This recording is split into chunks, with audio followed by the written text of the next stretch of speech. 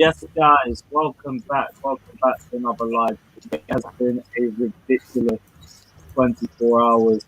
We're finding out more and more news about the dreaded European Super League.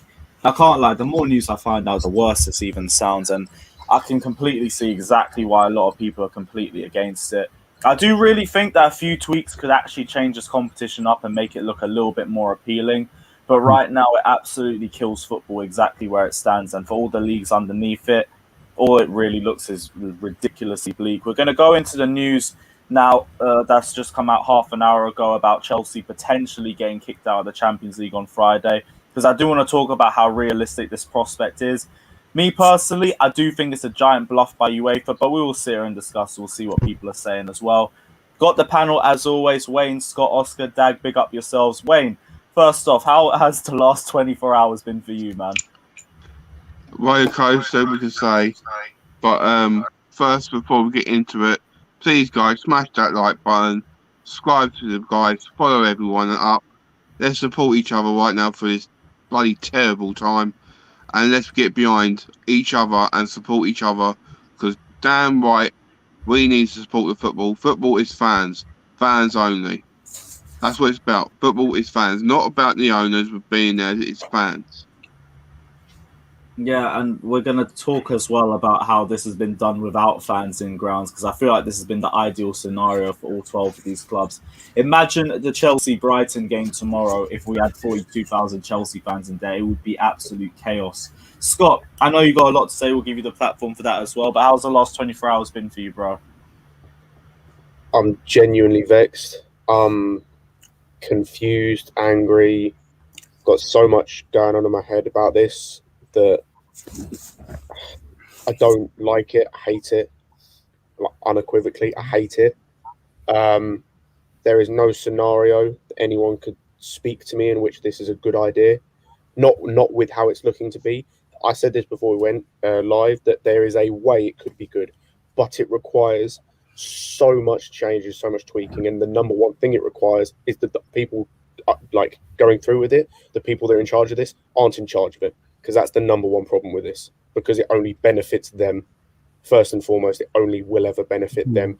The clubs might get some secondhand benefit from it, but it will only ever benefit them first and foremost. And I'm so against it. I cannot speak more on it. Yeah, and that's the problem, but I feel like that's just become football in itself. Everybody is there for themselves. Like UEFA and all of these threats that I see right now, I think UEFA are just running scared. And for me, it's like they know they aren't relevant anymore, and they know that the Super League renders them obsolete. They're not necessary anymore, which is why they're throwing out all of this panic and trying to say that they're going to ban everyone from their competitions, trying to pressure Premier League clubs and other clubs outside of Europe to try and ban other clubs from competing in their competitions as well. All of this is just a bunch of empty threats to me. Oscar, what are you saying as well? How's the last 24 hours been for you, bro? Well, obviously, yesterday we did this stream. We were talking about it, and it felt a bit almost hypothetical. We'd heard reports and rumors and stuff, and I was annoyed at the situation. But once Chelsea officially put out that statement on their website and it became real, I became a lot more annoyed. Last night I was not happy, because I just feel like it spits in the face of the football landscape as we know it, like the way the English game has been brought up, and obviously not just England, all the other leagues that are involved within Europe, the way their leagues have been brought up. It spits in the face of fair competition, the idea that teams can grow and become as big as they can, the idea that, you can climb up the ladder and you can climb down the ladder. It's just taken away. I don't know why these clubs seem to feel like they have a divine right to be in the most elite competition in European football based on just being themselves and who they are. I don't think that's fair at all. And it's not why I like football. Just me personally, it's not what I like about football. I said it last stream.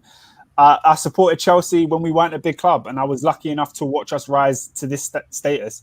I don't think we deserve to be here forever if our team is not good enough to be here.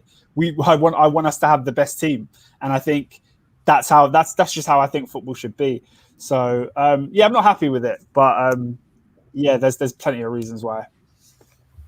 Yeah, literally, there's so many different perspectives, so many different reasons around this, and so many different points of view. Dag, you know exactly this as well because everyone was giving you shit yesterday for your perspective on things. And how's the last 24 hours been for you? Yeah, it's just like Oscar said. Yesterday we were talking about the hypotheticals. Today we have some of the facts.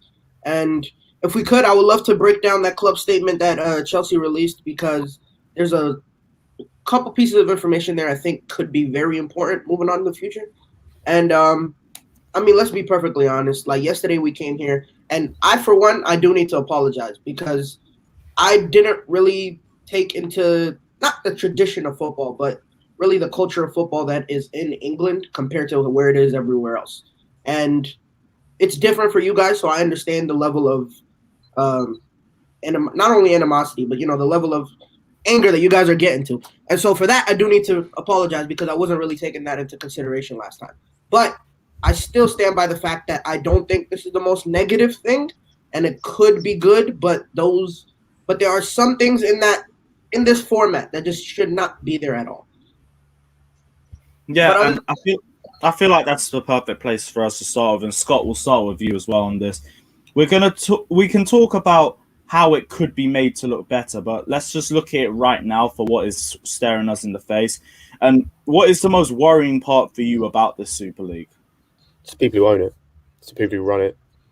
Because this, as I said, if this was run by people who were football people, your likes of your Overmarses and Van der Stars who are working with Ajax at the minute, some of the board members like Oliver Kahn at Bayern Munich, who's going to become their chairman as of next year, the people just within the Bundesliga clubs, the way they have their whole setup. If it was run by them, I'd have so much more confidence because they are football people. They care about football and about the fans and about what's going to happen, like all of it. The people in charge, all you need to look at is the 6 people that have been the committee or whatever they are of this new thing. Perez, he owns the Galacticos, for Christ's sake. He only gives a shit about money. Kroenke. Vince McMahon in an interview said that, in his opinion, Kroenke should be arrested for impersonating a businessman. And that's Vince McMahon we're talking about. The Glazers. The former president of the EAC, Andrea Agnelli, I think his name was, the owner of Juve. And who the fuck was the last one? Oh, John W. Henry, the owner of Liverpool. Yeah, Agnelli's meant to be really close to the president of UEFA as well. I forgot the article. Let me just get up on here. Here it is. Just go is that you, then? That's always me. This is what listen, never buy a Mac and have an iPhone. Never buy a Mac and have an iPhone. It just hey, respect iPhone. Hey, respect iPhone. Here it is. It says the stance of Juve chairman Agnelli has stunned European football this weekend. Until his resignation on Sunday, he was a member of the UEFA Executive Committee and he was chairman of the ECA. As chairman of the ECA, it's his responsibility to defend the interests of member clubs. As such, it's remarkable that Agnelli appears to have sided with a breakaway set that threatens the future of established European competitions, such as the Champions League, Europa League, and the Conference League that was due to begin next season. Agnelli has been the subject of a lot of this criticism as well because he's been a close ally of Ceferin, who's meant to be the UEFA president, to the extent that the latter is the godfather of Agnelli's daughter. But this weekend, Ceferin's claimed he's been unable to get hold of him throughout the entire weekend. So that's showing how much things are turned and how quickly it's turned as well. Yeah, and what I'm about to say is going to piss people off. I know it's going to piss people off, but you won't change my mindset on what I'm about to say. If you are a fan or you like this European Super League as it is, not what it could be, not the changes that you could implement, not the tweaks, because being real, none of those tweaks are happening. If they haven't already been announced, they're not happening. If you like how it is at the minute, you're not a fan of football, simply put, because this doesn't benefit football in any way at all. It doesn't benefit. It kills everyone from the top to the bottom. Exactly. It doesn't benefit football in any way at all. All it benefits is the pockets of those in charge. We discussed it yesterday as well. Even the clubs that are involved, some of them ain't going to do anything because all they will do is stagnate. And the ones that come in, those 5 lucky teams that get to come in, what the fuck are they there for? They're going to come in. They won't be getting paid nearly as much as the 15 in there as well. Do you know how much the 15 that are in there are getting? Do you Reported. know how much it is compared to the other 5? But go for it anyway.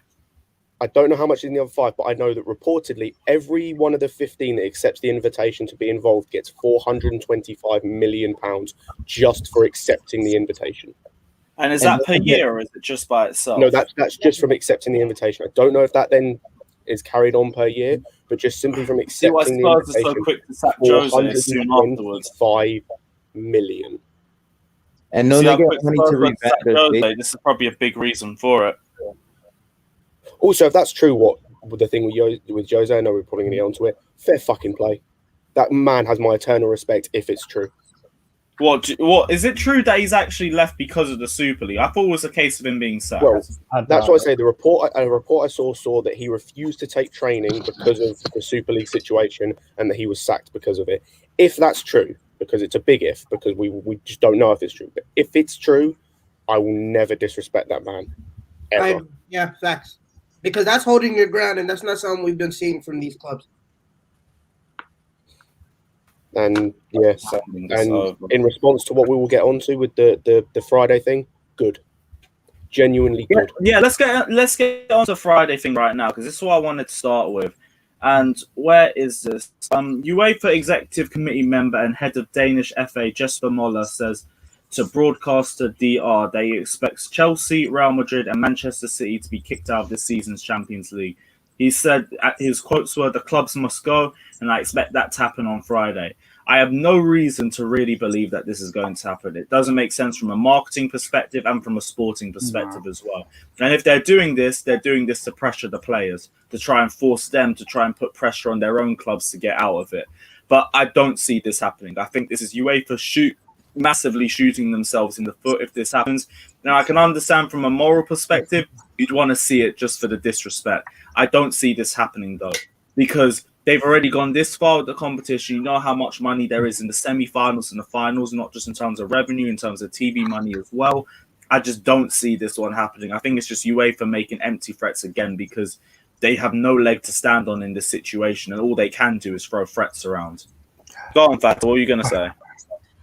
I was going to say, I had this conversation earlier before the stream went on with mates of mine back home, and we've had this discussion of who's at fault to this one. I think you have to look at from the UEFA and FIFA perspective. I think they have to take some of the blame here because of the failure of those organizations to do their jobs that has led to this catastrophe, corruption scandals, failure of financial fair play, reformatting of European football in a ridiculous way. There is just so much to blame. Secondly, I would like to bring up actually my mate of mine just texted me about it's actually he's actually studying economy in that, and he said to me earlier about the financial in UEFA. Let's say if UEFA and FIFA had full control, and what happened to the broadcasting marketing that gonna showcase the Super League with betting that a lot of boycott from the FIFA and UEFA, and also if the takeover does happens, the sponsor from each club is gonna have a massive boycott as well, especially if it does, like FIFA or UEFA itself make a campaign for boycotting this league. It feels like all the broadcasting international broadcasters were going to have to apply by it, and that's the domino effect that we'll have to worry about.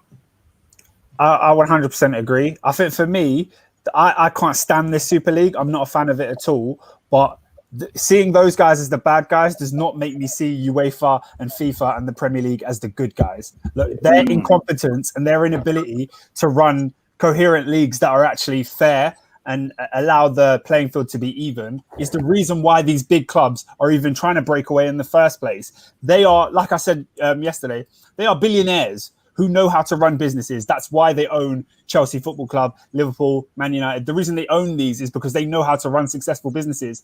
Meanwhile, these sporting bodies like FIFA, UEFA, they're all corrupt and they all handle things in a way that doesn't benefit the sport or the clubs in the same way. So whilst I don't agree with this Super League crap, I think it is a direct result of these other sporting bodies running football for the last 30 years and running it in a poor way.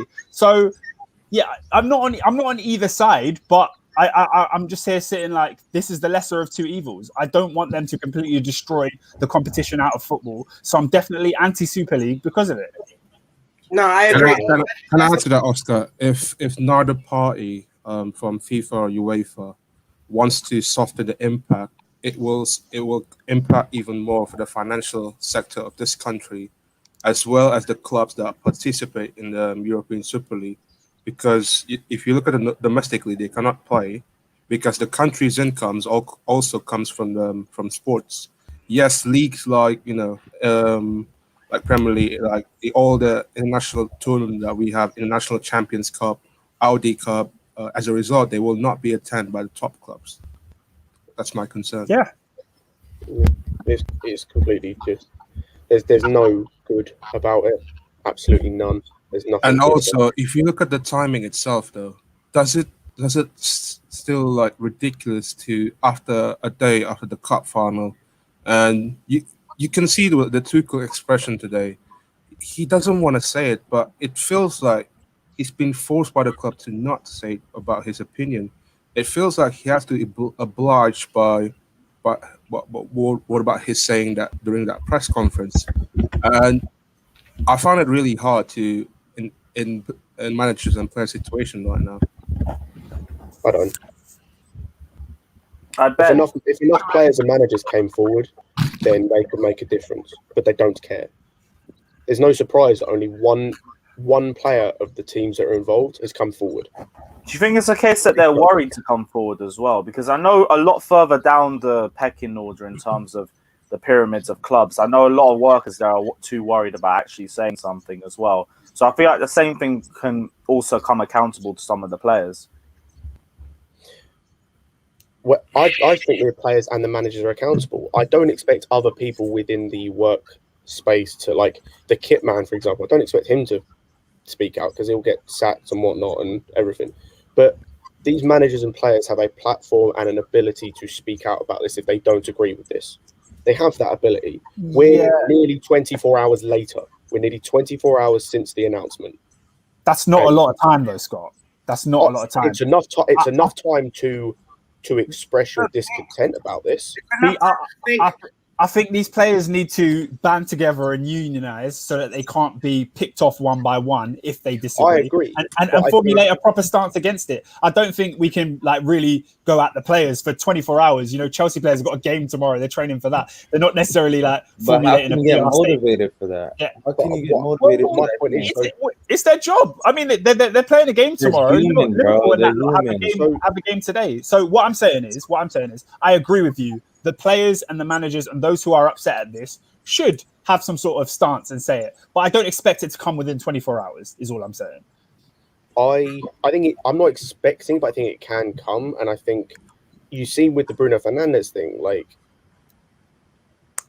he's in no danger of getting sacked or being taken out of the team or anything. Because the minute he does, United are screwed because most of their play goes through him. So that then affects the Glazers. Like, if a youth player is speaking out about this, I don't expect them to because they're going to get sacked. They're going to be whatever.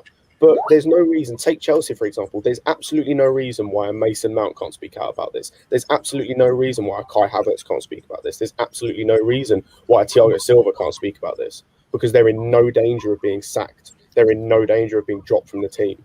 I just think they're stronger together. So it makes a better union if they do it at the same time. Do you remember when it was the coronavirus period and they had like to make a statement about whether the league would go ahead, and they had all the Premier League captains come together and make a unified statement about whether they want to continue playing football? It's got to be something like that. It's not going to be individuals on their own doing it on Instagram. Do you know what I mean? I hope so. The thing is, though, all right, we're all human. Like, we sit here and watch the game. The fans have a big voice. But the players equally have a lot of power in this sport. If the players come together and say, yo, we are not playing, we are not doing this, we do not want the Super League to form, they could have a lot of power in this. in this situation. And then, all right, we're fighting for top 4 tomorrow, right, against Brighton, right? If this thing goes through and it's indefinite, what is the point of, like, as you as a human, you could be professional about it, but then there's a difference between just going out and playing, and there's a difference between going out and playing with passion and going out and fighting. Knowing when you have something to fight for, you put in that extra effort, you put in that extra, you run those extra miles, you know what I mean? So I could see this having a long-term effect. Even if you look at the press conference that Thomas Tuchel have today, he's just like, he doesn't know what to say. Generally, he's just trying to do his job, trying to manage his team. I'm sure the more he looks into it, and it's just like, all right, I just have to go with what the club says. So you can't really put the blame on him. But just from the love of the game and the passion of the game, it should be like kind of disheartening. You could just see the pure greed that is coming out of the Super League. Like the chairman is on Perez, and the hub is going to be the Bernabeu, the new stadium. Like what? Yeah, crazy. It's ridiculous. Come on, Ben. Ben, talk to me, man. I want to hear your thoughts, bro. The first thing I'm going to say is every top 6 club that's involved in this has betrayed their fans, because you're pretty much in a position now where clubs are now saying, and don't get me wrong, like the amount of money that I've seen all of us spend on Chelsea, following up the country, buying season tickets, buying tickets to games, buying like Chelsea, kitwear and everything funding the club. And they've now turned round and they're basically telling us to bin off work commitments, bin off personal commitments, to travel across the country and across Europe now to watch them in this Super League. And they're now pretty much negating the Premier League, because the idea of this Super League is you can finish where you want and you'll still get elite European competition. Arsenal are 9th, and they can now get relegated. They can do whatever they want. They're still going to be classed as an elite club that can play in an elite Super League. And like the one thing that makes this an absolute crap is that now Schalke have been allegedly invited into this league. The same Schalke that's been relegated from the Bundesliga. So pretty much the idea that this is a Super League with all the best teams in the world is bullshit. It's pretty much now we're going to make as much money as we can. We're no longer a football club. We're a business. And that is the thing that really makes this sad. And I've seen reports that, apparently Chelsea and Man City were against it. And if anything, that makes it even sadder, because we've clearly just been peer pressured into joining this league and didn't choose to make a stand against it. The fact that we joined that league under those circumstances as well. Okay, it's not as bad as, Liverpool, Man United, and Arsenal, making sure that they can join this league, set up this league, because they want more money. The Glazers, absolute scum. They've been wanting out for ages. Kroenke, absolute scum. Pays more attention to his NFL team than Arsenal. Used to be a funny meme. Now it's actually killing football. Get him out. Then you've got, obviously, I can't even remember. FSG. Yeah, the Don who owns Liverpool. He's too business minded now, and it's just absolute crap. Players, and I mean, it now comes down to the point they were making earlier. Now the players are in a position now where they need to speak up. Managers need to speak up. Tuchel was in an awkward position today because he's getting question after question about this Super League. And bearing in mind how ruthless Chelsea are with managers, this guy knew that he could not speak a single word out of line because his job would be at risk. So it's now down to the players, the influential players. I'm talking about Ronaldo, Messi, even Harry Kane, captain of England. All these players that have large followings need to speak up against this, because these clubs are forcing them into something. Ben, listen, that's very childish. You listen, yesterday was funeral I was with Dogwami and Jester, right? But because you guys were so emotional, I was with Scott, okay? But funeral was yesterday. It's not today. Grow up, put your pants on, and look for a Super League, man. It's over, man. Who the Stop fuck doing is it. that guy? Who the fuck is that? The funeral was Who the yesterday. fuck is that guy? Who's your Funeral funeral? was yesterday. Put your I pants mean, on. Put your listen, pants on. Who the put fuck? your, What the yeah, fuck? put your big boy Funeral was pants on. yesterday. Super Funeral League was is coming. yesterday. We're gonna be. What do you mean Listen, the I'm funeral not was gonna be able to yesterday, defend bruv? you guys. What? Listen, So Ben what? and Scott Bruv, you're and telling me, yeah, Virgo, when a family I'm member not gonna dies, you listen. go to the I'm funeral not and gonna forget be about able it. to defend you guys every day because these guys like Dogwami, Jesters, they will talk sense. They will talk business. They will talk points. Stop What being a on fucking earth are you emotional talking now. about? Man, What fuck the you. So what's your opinion on it now? Because you've had 24 I can't hours to defend them, reflect on it. these lads. I know they are upset Oh. that they're gonna be not able to be able to watch football in their own country. But like, now you're talking about player needs to be involved. Where the fuck were you when UEFA were doing all the corruptions? You never said Mason Mount should be speaking up for UEFA. What was referees doing in fucking Barcelona's and Real Madrid games? You never said players should spoke up. I mean, he has a point when you say that everyone is the bad guy here. There's no good guys in this No, there situation. isn't. But on that point, I on that can't point, defend these when guys. I racism can't defend happens, these English when lads. racism When happens, Dogwami and Jester, these people with creative minds and with proper mindset are coming on the stream and they giving a points. I really went against them yesterday, but it was really difficult for me. Then I looked right, and there was a point Scott said that Real Madrid will be meeting them twice, thrice. Yeah, we'll get used to it. Not a big deal. Not a big Look at the deal. comments, man. Look at Jester, man. I'm ignoring him because he will piss me off. But I want to go back to a And listen, comment. Go on, Scott. Scott, Shut the fuck up. Scott, Oh, you, shut no, up. no, That's I a- need that's to a- make this point. You can't. Go on, It's Scott. good. Go on, Scott. I want Say to go what back to you're a comment gonna that I saw that Michael put in the chat, and he said, "None of you have real opinions. You're just going where social media tells you to go. The quality of football will increase, and more audience of football which to win." Let me just explain how you're wrong. If you didn't watch the stream yesterday, let me explain how you're wrong. Let's take the Premier League, for example. Let's say in an ideal world, none of the teams get taken out. You know, none of the six teams get taken out. So you still have the 20 teams as it is. The quality of football won't improve. Because all you're going to get is the same 6 teams being up there in the 1 to 6 positions. It will never change. You might get the odd switch, like as I said yesterday, you might get City win the league one year, Chelsea win the league another year, Liverpool win the league the other year, but it's just going to be those 6 teams. So no West Ham, no Everton, no Leicester, none of those teams pushing. That doesn't improve the quality of football. Second to that same point, are you telling me the quality of football is very good when we played United, whenever it was the other week, drew 0-0? Are you telling me the quality of football was good in that game? Because those are the sorts of games we're going to get, where it being a league system and, you know, you get your 0-0s with Real Madrid or Barcelona and it's fucking boring. It's fucking boring to watch. It's not gonna be boring. You're wrong. You're It wrong. will be boring. Listen. The reason you're talking about Bayern Munich, Dortmund, these both teams, this country, they made EU. Okay, they made EU. They charge you 30 billion for fucking Brexit.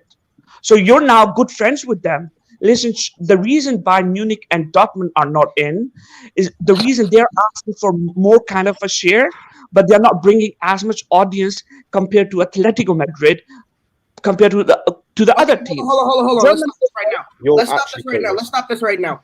German teams are 51% controlled by fans. They Oh, have right. to vote. No. It's Is it- 50. I swear it's 49. 50 plus because one. otherwise- I went ahead. Yeah. No, it's 51 fans, 49 owners. So they are 51% owned by fans. So their fans have to vote before they can do anything. So take the German teams out of this. Don't bring them into this because That is not a fact. That is not a It fact. is a fact. I That just is not a can't fact. go with the fact It's an that this absolute Don's fact. talking about The fact Brexit in is, football. German team went in. They wanted a bigger share, and No, they didn't. these teams said it would depend on viewership. If you're gonna bring that viewership, you're gonna sign a contract where the viewership of your team would be higher than other teams. Then you're gonna get a yes. You're talking about your And Arsenal. Schalke is in. Schalke is in. And They're not. Wolfsburg are under the consideration. They might be also in. And they're agreeing to having a lesser share compared to the Madrid and Manchester United. No, And because listen, the Premiership would. The whole point is that the clubs, the 15 clubs, are going to get the same amount of money. They're literally dividing the $6 billion. Yeah, they will get the same amount of money on a transfer budget. They're dividing Not on the viewership. We're still right now. We're still festering on from yesterday. So let's go ahead and go into the statement and look at what they said. Because for me, the most important thing that was said was that the clubs in this Super League are looking to discuss. They're looking for a discussion, right? That's the one thing that I highlighted from that article or from the statement is that they are still willing to discuss with UEFA and to discuss with FIFA to create or maybe fix up the UEFA. Right. With that little gap, I'm going to go read the super chat. Big up Mr. Paulito's way, saying the EPL TV deal is getting smaller. Last 2 years, the Premier League was won by February. I'd say 2 in the last 3 years, to be fair. What adds interest is till the end of the season is the race for top 4, and the Super League will make this less meaningful. Except playoff system in the Premier League soon. That's the only thing I would expect to see, unless we actually see big changes made into the European Super League. But we have to see them made first, because that's a lot of speculation. Seeing a playoff system in the Premier League, though, like something we'd expect to see in the Championship, is that something that you guys would expect to see as well? Playoffs for what, though? Yeah. No, it's in yeah, what is the playoffs? Would it be the playoff to win the league? Is it for Champions? No, because if there's still Champions League football, I wouldn't expect there to be a playoff system. But the thing with UEFA is that they know they're going to be making significantly less money off that if this. They talked about this before. They genuinely talked about this before. They were talking about that 39th Premier League game in America, and that was literally just completely disregarded because the absolute outrage. Now, going by what's been said in this super chat, I'm just going to focus on the Super League making the Premier League less meaningful. It's completely true. I don't care what Mr. Brexit over here says about it, but literally, it's just the case of it's like doing an exam that you're guaranteed to pass on anyway. Why do Arsenal need to try in the Premier League when they're going to be guaranteed this Super League anyway? You'll just put out your kids. It's like what the Carabao Cup's become now. No one cares about the Carabao Cup. You put your kids out in the Carabao Cup because you're not trying. Part of Super League. Go on, please give me your relevant point. Please give me your shit point. Passive. Real quick. If let's say me and you went to the store, right? Yeah. Let's say you're Everton, I'm Chelsea, right? We go to the store and JP Morgan is standing outside and they're like, "Hey, yo, Chelsea, here. I'm gonna give you $450 million or £1,000,000, all right?" And they look at Everton, they're like, "Nah." If you go into the store, who's going to buy more? The man with $450 million, right? So off the jump, it's already unfair. So the whole point of the EPL is going to be meaningless is true because 6 clubs are going to have $450 million, while the rest of the clubs are not. It's not even just the EPL; it's domestic football in general. Yeah, domestic football in general. But I'm speaking what you saw from like just domestic football at this moment is also run by FA and UEFA, right? Yes. Which so, is again, why would I mind if it's run by Super League or there's going to be a sister company that a Super League would create? Why would I mind that? Because then, I mean, end of the day, if I am a Leeds United fan, I'm actually, and there would be more people watching Man United game versus Leeds, right? So I'm Man United, I'm Real Madrid, I'm a bigger club, I'm generating everything. Why should my part of money goes to a smaller teams? So the Super League concept is understanding of football. The mindset of the clubs right now. Yeah. That's what the clubs are thinking. As I said Realistically, as much as we like it or not, the Premier League makes most of its revenue based off the top 6, which is why I'm also saying the Premier League are committing suicide if they kick out the top 6, because they're going to be the ones generating most of revenue, and that's where it's going to drop. That I can understand, but this is why if the Super League is to work, it has to be incorporated into all the leagues, similar to the way a Champions League is done. And it can be done. You just have to cut out the middleman, which is UEFA. Because UEFA are the ones running scared, not the FA, not even FIFA. If you look at FIFA's recent statement, they haven't outright disregarded the Super League. They just said they're disappointed by it because the door's open. They can be bribed. They've also said they can. They've also said they're willing to discuss. Which UEFA are the only company or group that have said no. We completely outright do not agree with this. We're not going to talk about this. UEFA Champions League is the Champions League. We're not going to switch it up.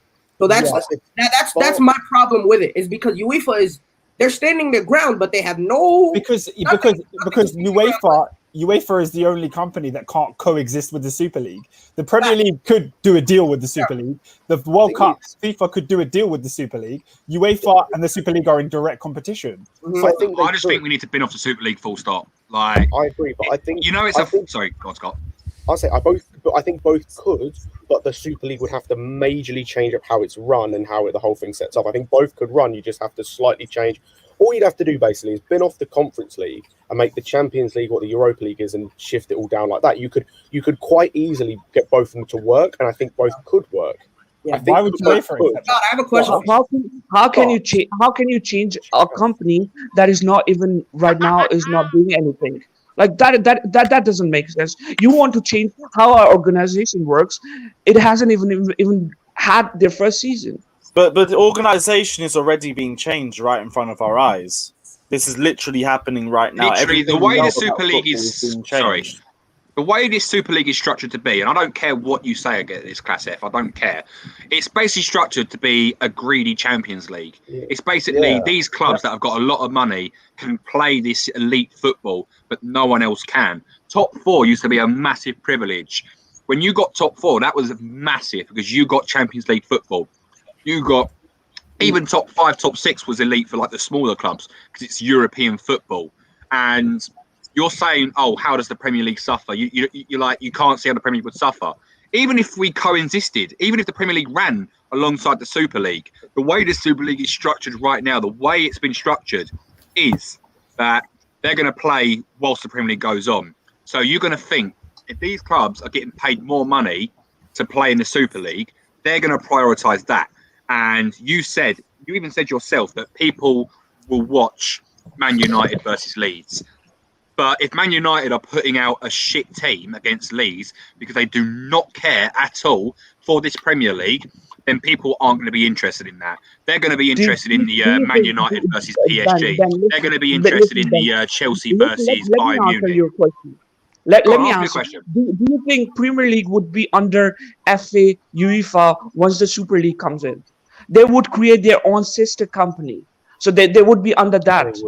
So listen, and it would bring American public into Are you saying like a sister FA Cup competition? Is that what you're trying to say? It would bring a lot of American fan base. Listen, 10% of America is like more than the population of UK. So it would attract a lot of fan base, and it's going to bring fans from Australia, from Asia, from all these fucking universe. So I don't think wait. So you're saying you see the Super League make a version of the FA Cup, like the English FA Cup, right? Is that what you're saying? It's not going to make a version like FA Cup, but it would be run under their sister companies. That's possible. You're genuinely talking at your arsehole. I want to delve into like a child being emotional on a fucking stream. I'm done with you. I defend. Talk sense. Make points that are coherent, please. Wait, you don't make any points. You're so emotional. You're so emotional right now. You don't even support Chelsea. Why are you even here? Like, you're just a fucking troll, bro. Get the fuck out. Genuinely. I told you that. Bro, how are you a Leeds fan trying to give an opinion on Chelsea? Like a fucking child.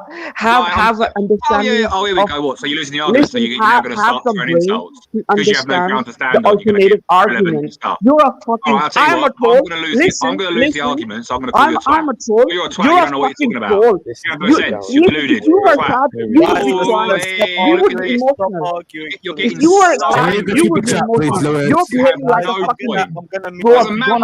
have no authority here.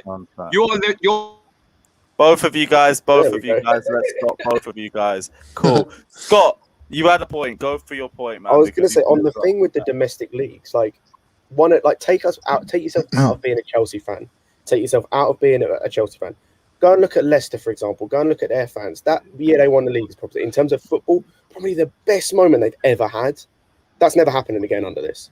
Go and look at Wolfsburg when Kevin De Bruyne was there a few years ago, when they were on the precipice of beating Bayern Munich for the league. That's never happening again. Actually, no, it would in Germany, but you get my point in a similar system. Like in the Spanish league last year, Granada were at one point top of their league. Not saying they were going to win it, but they were top of their league. That never happens again under this. Those moments, those beautiful moments in football that you see that are just what football's about, when the underdog finally gets that moment, or an underdog topples a big team or stuff like that. The magic of the FA Cup and things like that, where we see like a Swansea win it against the Bradford in the final, they never happen again. Under what we've got, they This never is just a happen. loser attitude, Scott. Can You I need just to grow respond up, to a man. comment just now? This is a loser Can we attitude. read the super chat, Hey, please? Placev, we can't have You the can do it insults, one please. day, but you Really. cannot do every day. Placev, stop it, so we can't Wait, keep having Lewis, this, man. Lewis, can I Can't. just respond to a comment right now based on what Scott was just saying? Because as Scott was Yeah, go reeling for off, all those examples, Jester put in a comment saying it's not going to happen anyway. So basically, this is an argument that was used yesterday. People saying that the underdog story of a small club coming up and winning the league is not going to happen. And I get why you say that, because it's extremely unlikely. But you have to factor in that one of these elite super clubs is Tottenham Hotspur, a club who has literally finished second and came final in the Champions League. That's all they've done in the last 10 years. But what they've done is they've called themselves a super club and shut the door behind them. So meaning Leicester, who could quite easily finish in a Champions League spot this season, who have quite recently won the league, they can't follow Tottenham and become a super club too. Neither can West Ham, neither can any of those clubs. So it doesn't just rule out a small club winning the league, it rules out a small club even progressing a little bit up the ladder. And if you're telling me that doesn't happen, then just look at why Tottenham Hotspur are in this thing in the first place. It doesn't make any sense. Yeah, Before you You get know to what? I just can't on that agree point, any more with that. In the last Sorry. 5 years. yeah, Scott, I have I was saying you're right, because they've done more in the last 5 years than Tottenham have, so I don't even know why Yeah. they're involved in. And the fact doesn't is, make any Leicester's sense. done better than Just Arsenal before and you Tottenham get to the- combined. just before you get to the super chat, one point on that as well. People seem to think that I'm just focused on Leicester and winning the league. It's not just about Leicester. It's like West Ham have got a chance of reaching the top 4 and progressing to the Champions League. They've got a chance of getting to the group stage. Go and ask a West Ham fan if they ever thought this happening. They have that chance. That dies. It's not just about winning the league title. It's about getting to the Champions League, what is currently the pinnacle of football. That never happens again. Scott, my dad texted me. My dad is a Villa fan from the day he came out his mom. He said it's gonna be sad because he misses when his team upsets like a Chelsea or a Man U. It generally brings joy to his day to see his team be a big team. When we create the Super League, come on, football is about emotion. Why do we support it? Through the good and the bad times, we love our team. Get into that semifinal of the Champions League. It's like we haven't been there for 7 years. The fact that we play in Real Madrid for the first time since like 1998. You create the Super League. You play each other all the time. Check this private chat, please. Go on. The fact that you create the Super League, right? And then you're gonna play Real Madrid and Chelsea all the time. It's gonna lose like that spark. Yeah. Right? We're gonna all right, we see it all the time now. Now, can I add something on that very It's quickly? actually Because not you've gonna just lose given its me spark. a brilliant point. It's not gonna lose its spark. I've What? actually thought You about know it. what? Yesterday I was thinking about it, and I was saying if Real Madrid meets Chelsea every time, I'm gonna get bored like after 2-3 games. But then I thought actually it might not be a bad idea. It might not lose the spark, to be honest. Like I would love to meet Spanish women in Spain. I would love to meet man. Spanish Get him out. All right, Luz, I'm gonna Get him out. The yeah, novelty, Get him out. Right. novelty Get him wears out. off The super eventually. chat. Read Just the as super said, chat and I get to need to Johnny. refill my cup with hate. Oh, what's happening, It'll man? be the FA that kills the domestic leagues. If these 12 teams get banned, all you do is drive more teams into the Super League. UEFA and FIFA have caused this. Yeah, it will be the FA if they choose to kick the clubs out, because they're going to lose the marketing deals, which we've been going back and forth and been saying for the longest. I don't see them getting kicked out of the Premier League. You could say maybe the Champions League, but they aren't going to care about the Champions League. European competitions, that's a way about stopping the players as well. 1 sec, I'll go read the other super chat. Paul said, how much we super chat to get Klasa for? Oh, all right. You know what? Let's actually, I'll probably take the piss with this. 100 quid. I will say that 100 quid and it will happen. Oh God! How about that? I will say because I don't like kicking people out like that unless they're actually dickheads. So if you want to really do this, 100. But go on, Cassie. Lewis, I'll give you 100 quid myself, mate. Like, Cassie, what are you saying, bro? Cassie, Ben was trying to say something real quick. Go ahead. Yeah, so when Xavi was going on that point about upsets, it made me realise something, which is brilliant. Why it made me think, why is the FA Cup so magical? When your team's not in it, why do you still watch the FA Cup? It's because you want to see the smaller teams knock out the bigger teams. You like the whole thing with Lincoln. When Lincoln had that run, everyone was watching Lincoln. When Sutton went on that run, everyone was watching Sutton because they wanted to see how far they could go. And the fact of the matter is that the whole Leicester thing, I know it's 5,000 to 1, but the reason that league was so magical was because it was never seen before. It's been a league that's been Liverpool, Chelsea, Arsenal, Man United, Man City, big clubs. And then Leicester have gone and done, well, the unthinkable and won the Premier League. Everyone was behind that. And if you're going to take that magic away by making sure that, people are gone. You're just jealous. Taking out the top teams. It devalues that magic because when you've kicked the top 6 out and pretty much now Leicester, Everton, Leeds, Villa, etc. are now the top clubs, winning the league won't be as magical for them because just the big FA teams Cup. aren't there. Not even just the FA Cup. In the Champions League alone, last season, Atalanta made the quarterfinals. RB Leipzig made the semi-finals. That does not happen in the Super League. Leon made the semi-final. That doesn't happen in the Super League. Look, I mean, hold on. But we also need to look at the statement also gave us a couple of information that, Scott, you were pointing out that you would be a little bit for it if these certain things were said.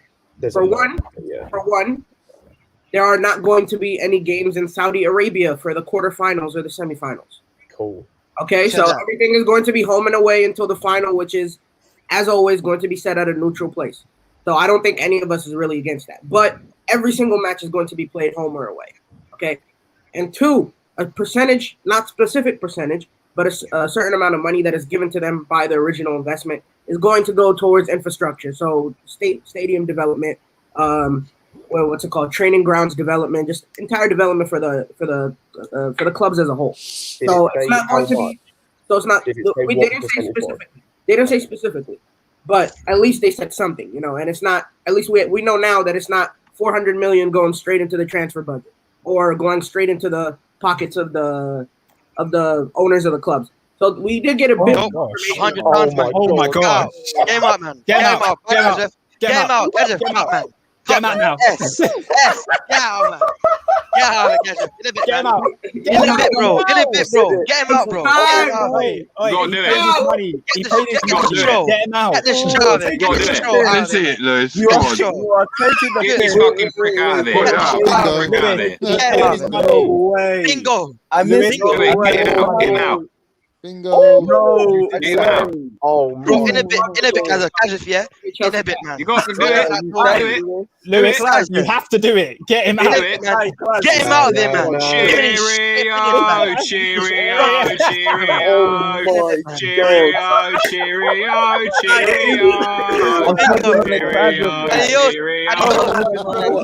Oh wow.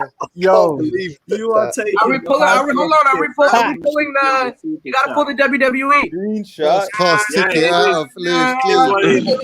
Sorry, man, but the crowd has spoken. I haven't even seen. Why are you apologising? He was an idiot. I'm sorry. Like, He's a waffler, man. Grade A waffler, man. Hi, He's a man. grade A I'm waffler. seeing this. Drop in. I sent you the link anyway. You guys I'm not even gonna lie. Like, the guy didn't have a point. So when he lost his point, it was pull your trousers up. You're a child. You don't know what you're talking about, child.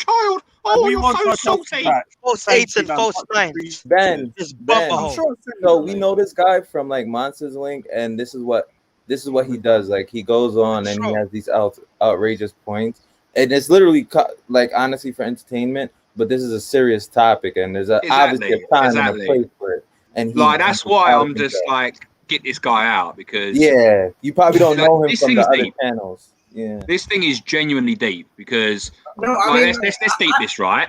yeah. Chelsea are looking to be kicked out the Champions League. PSG are pretty much going to win the Champions League without kicking a ball. By Friday. Premier League is at risk. FA Cup is going to lose its sort of legendary status. The Carling Cup, I don't think is even going to be a cup anymore because no one's going to care about that if there's a Super Cup. There's like a Super League. But the one thing that's just clocked to mind is apparently all these clubs knew about this and had these negotiations for months. Yeah, And I this mean has been months. going on for ages. Arsenal If you were the league, I made would just DM $55 you. redundant to save money. Yet they were in negotiations for this Super League, lots and lots of money. Yeah, Like- I heard. I was watching the football terrace yesterday, and David said that Manchester City and Chelsea were pressured into it. So in a sense, like all the other clubs already accepted, and had we not accepted, we would have been the odd man's out. And I think all of us can come to an understanding that if this was going to go through, we'd rather have Chelsea in it than not in it. Chelsea is a business. Chelsea as our brand, not Chelsea as our dear love and joy as a football club, but Chelsea as the brand, Chelsea as the club did need to be in this. You know I understand. We want our Chelsea back. Big up yourself, man. Oh my Big god. up I wonder who that Big is, him up. though. I'm gonna dip. I'm gonna head out. Have a good stream, lads. I wonder who that is, though. Yeah, my guy. I love. You wanna reveal myself? You dropped Oh no! No! Oh my god! No! The biggest plot reveal of all time, man. The biggest plot reveal of all time. What a plot twist! Fans are What a baller. plot twist! Wow! What a plot twist, man. He's come out and done it, man. What a plot twist, I need the man. Neil Warnock meme. Wow! Oh, you know, congratulations, bro. Wow. What a plot twist, man. What a Wow. plot twist. Wow! This is literally. WWE entrance. Lewis, you planned Lewis, you planned this, didn't you, man? Man, it's Lewis, you Austin. planned this, man. Lewis, you planned this. Austin. You Wow! must have planned that, man. That's ridiculous, man. Fato, seriously, you dropped a bill just to get rid of this guy. Oh my days. Mate. Oh my god. Inside job. It's an inside job. Man. Man, Yeah. this is fun me, bro. Oh my god. Jesus. What? That's an Hey, inside, mate. bro. Oh my days. What are you Glasgow saying, got relegated, man. Got relegated to the gulag. Glasgow Nah. got exported, bro. I was gonna respond to that. I was gonna respond to that. I was gonna respond to that. Just a super chat earlier about Yeah, there was the. another super chat that I just left because of all of this. So I haven't even got back to it. Let me Yeah, find I it. think he said it earlier about that UEFA, FIFA to blame, and I just think again we had to look at the structure of the way that they run it though, and I've read some of the comments on Twitter about they allow football to be heavily commodified and bastardized to the point the Super League was expected.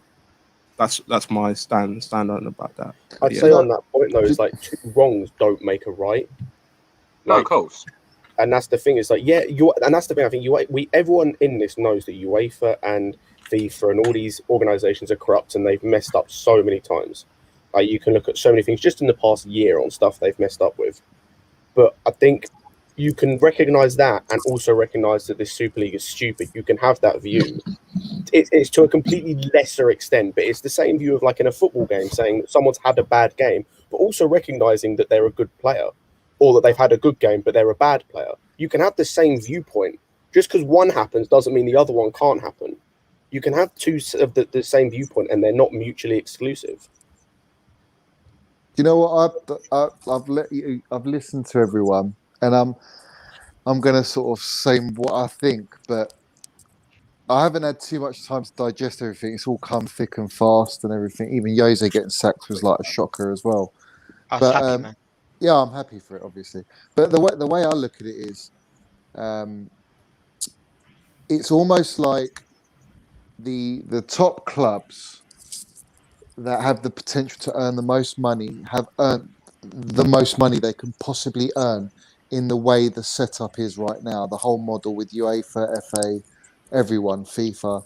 There's nowhere further they can go, and I feel like it's almost like in The Godfather, and he's literally gone, right, let's wipe out this family, let's wipe out that family, and let's go straight to the top, and we make all our money.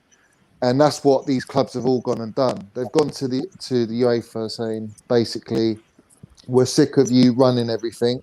We're sick of you with all your rules and your control and your power. We're sick of the FA completely controlling everything with all the broadcasting and milking our clubs for the money that they're making off us. And it's come to a point where they're like, right, let's all join together in a boardroom. We'll get the biggest clubs we possibly can get all together and start the ball rolling. And that's what's happened. I can't really say into too much detail. Like, I don't know enough in detail about what the repercussions of all this is going to be, but am I going to just stop supporting Chelsea because of this? No, I'm still going to support Chelsea Football Club. I still want to watch football. Where the sensitivity lies is the heritage of what football stands for, the history of football. That's what's been tarnished. The fans, what the fans mean to the club has been tarnished. The trust of the fans with the club has been tarnished. But the bottom line is, football turned into a business quite a while ago, and that business has reached its maximum, and it wants to expand. And this Super League is that next stage, that next step to expand and wipe out the corrupt UEFA figures, the FA figures, who at the end of the day, let's have it right, they have been milking it and controlling things, corrupting things for how many years? And it's almost like now that the big clubs have stepped up now, and they said, all right, show us your bollocks. If you want to chuck us out of the domestic leagues, do it. But you're going to suffer. We're not going to suffer. You're going to suffer. And who's going to want to watch Burnley v Barnsley on a Wednesday night or weekend? Only those fans. You're not going to have worldwide football fanatics watching that, are you? They're going to be watching the Super League. That's what they're going to be interested in because they want to see elite clubs. For us, unfortunately, it might be boring playing flipping Barca all the time, playing Real Madrid as going as an away fan, fucking having to travel all the way to Barcelona, how many times in the year, and spend all that money. Do you know what I mean? What upsets me is the novelty and the excitement of playing in a Champions League, not knowing who you're going to play, playing those teams you don't normally play from those different domestic leagues. That's all going to go out the window now. This is exactly what Trips' point last night, and that's the way. I'm not going to say anything more in it because I don't know anything more in it. If the FA are really going to say we're going to chuck Chelsea, City, United, etc. out of the Premier League, I mean, shit. If UEFA are actually going to say, all right, Real Madrid, Chelsea, and City, you're all chucked out of UEFA Champions League. Johnny, real quick. Do you know what I mean? Are they going to do that, or is that just a threat right now? Look, Fabrizio Romano literally just released. He said UEFA decision about UCL and UEL semifinals will be made in the next days after meeting with legal team. They decide whether to exclude City, Chelsea, Real, United, Arsenal. Seferin wants to ban them as soon as possible. Not decided, depends by the league. They actually want to do it. But you know what, Dags? What that wants to do it. It's all based on the league. Dag, just before we go into that, because I think this has a super chat. Let me go back at that because Johnny's not going to see Mason Mount lift the Champions League. This is sad. Let me get Jags' one first up that says Channel's better. Thank you, much appreciated. But still, big up George Benson FC anyway. Give me a second, get your super chat. But Johnny, go for it. Yeah, I think if UEFA go and do that, I think that spells the end for the UEFA Champions League. I agree. That's them giving in. Mm-hmm. That's not them playing big I am. That's them saying, we've just made a move That's never been made in the history of the Do Champions you, League. you think they're gonna strip the titles? Because that was a worry that I've been hearing about. That they're They gonna won't strip strip the And titles. even then, I expect us to do the same thing as Juventus and just ignore them because we ain't gonna get rid of our own old titles. Where is it? This is as a super chat. He said, "I do think there's a big reason why Bayern and PSG are not agreeing to join the Super League is because they're basically guaranteed a Champions League spot yearly. That's not really the case. Bayern is because No. they have the +1 rule for their own fans, and for No. PSG, it's mainly because they're not going to risk their stuff with Qatar in the 2022 World Cup. Facts, Qatar's yeah. a No, big and I tell you what, Lewis, they're One also sec, doing sorry, it. sorry, Johnny, sorry. They're also Man City- doing it because they're sitting on the fence as well. They want to see how it pans out. Because let me tell you, there's no way in hell if this goes ahead that This PSG year's and gonna Bayern be Munich ruined. are not going to want to be part of it. Facts. But This year's listen, gonna be ruined. this is the Yeah, thing. but- Bayern Munich signed Leroy Sané, and then they couldn't sign anyone else. They're not going to pass up $450 million.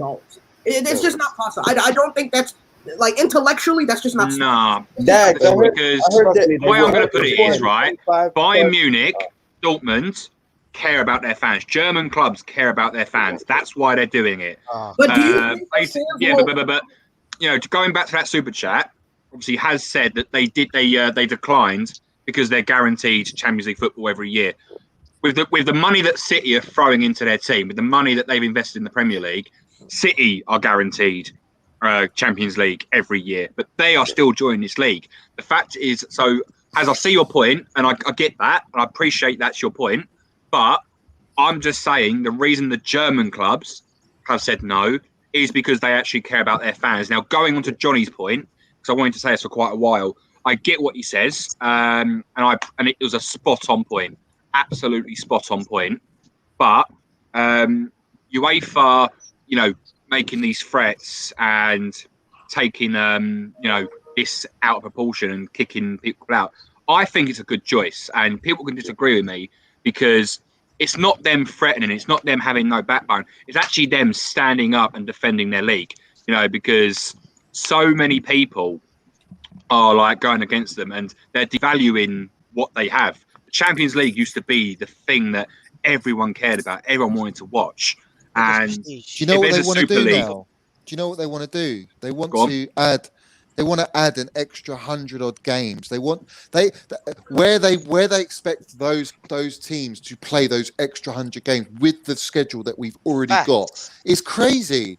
I mean, what? And do you know why they want to do it? It goes back to my point: is they want to generate more money, and they can't do it in any other way. And even if you do that, you're only going to generate a certain amount anyway. Whereas if you have the Super League, it takes it to a whole new spectrum. And do you think that all these footballers, right, are going to settle for being paid what they're paid now when they've seen everyone in the Super League? A Super League club comes to them, Chelsea comes and says, we're going to pay you 500 grand a week. They're going to go there. I mean, who wouldn't? Haaland's come to Chelsea, guys. Haaland's come to Chelsea now, man. And do you know what? 600k a week. You know what? You know what? Mino Raiola must already know this, right?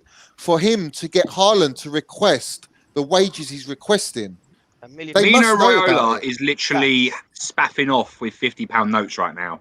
$100 bills. He is absolutely rubbing the shit out of his hands. He is waiting for this bidding war. No one's mentioned the fact that everyone says about the timing. The timing of it is perfect for them in a way because of the pandemic, because of the financial situation that all the clubs are in. They're literally hands are on throats right now. By joining this, it gives them so much freedom to just go and do and expand and build their business, their models even bigger on a bigger scale than it is now. Yep. And Chelsea, our club, unfortunately, are part of this.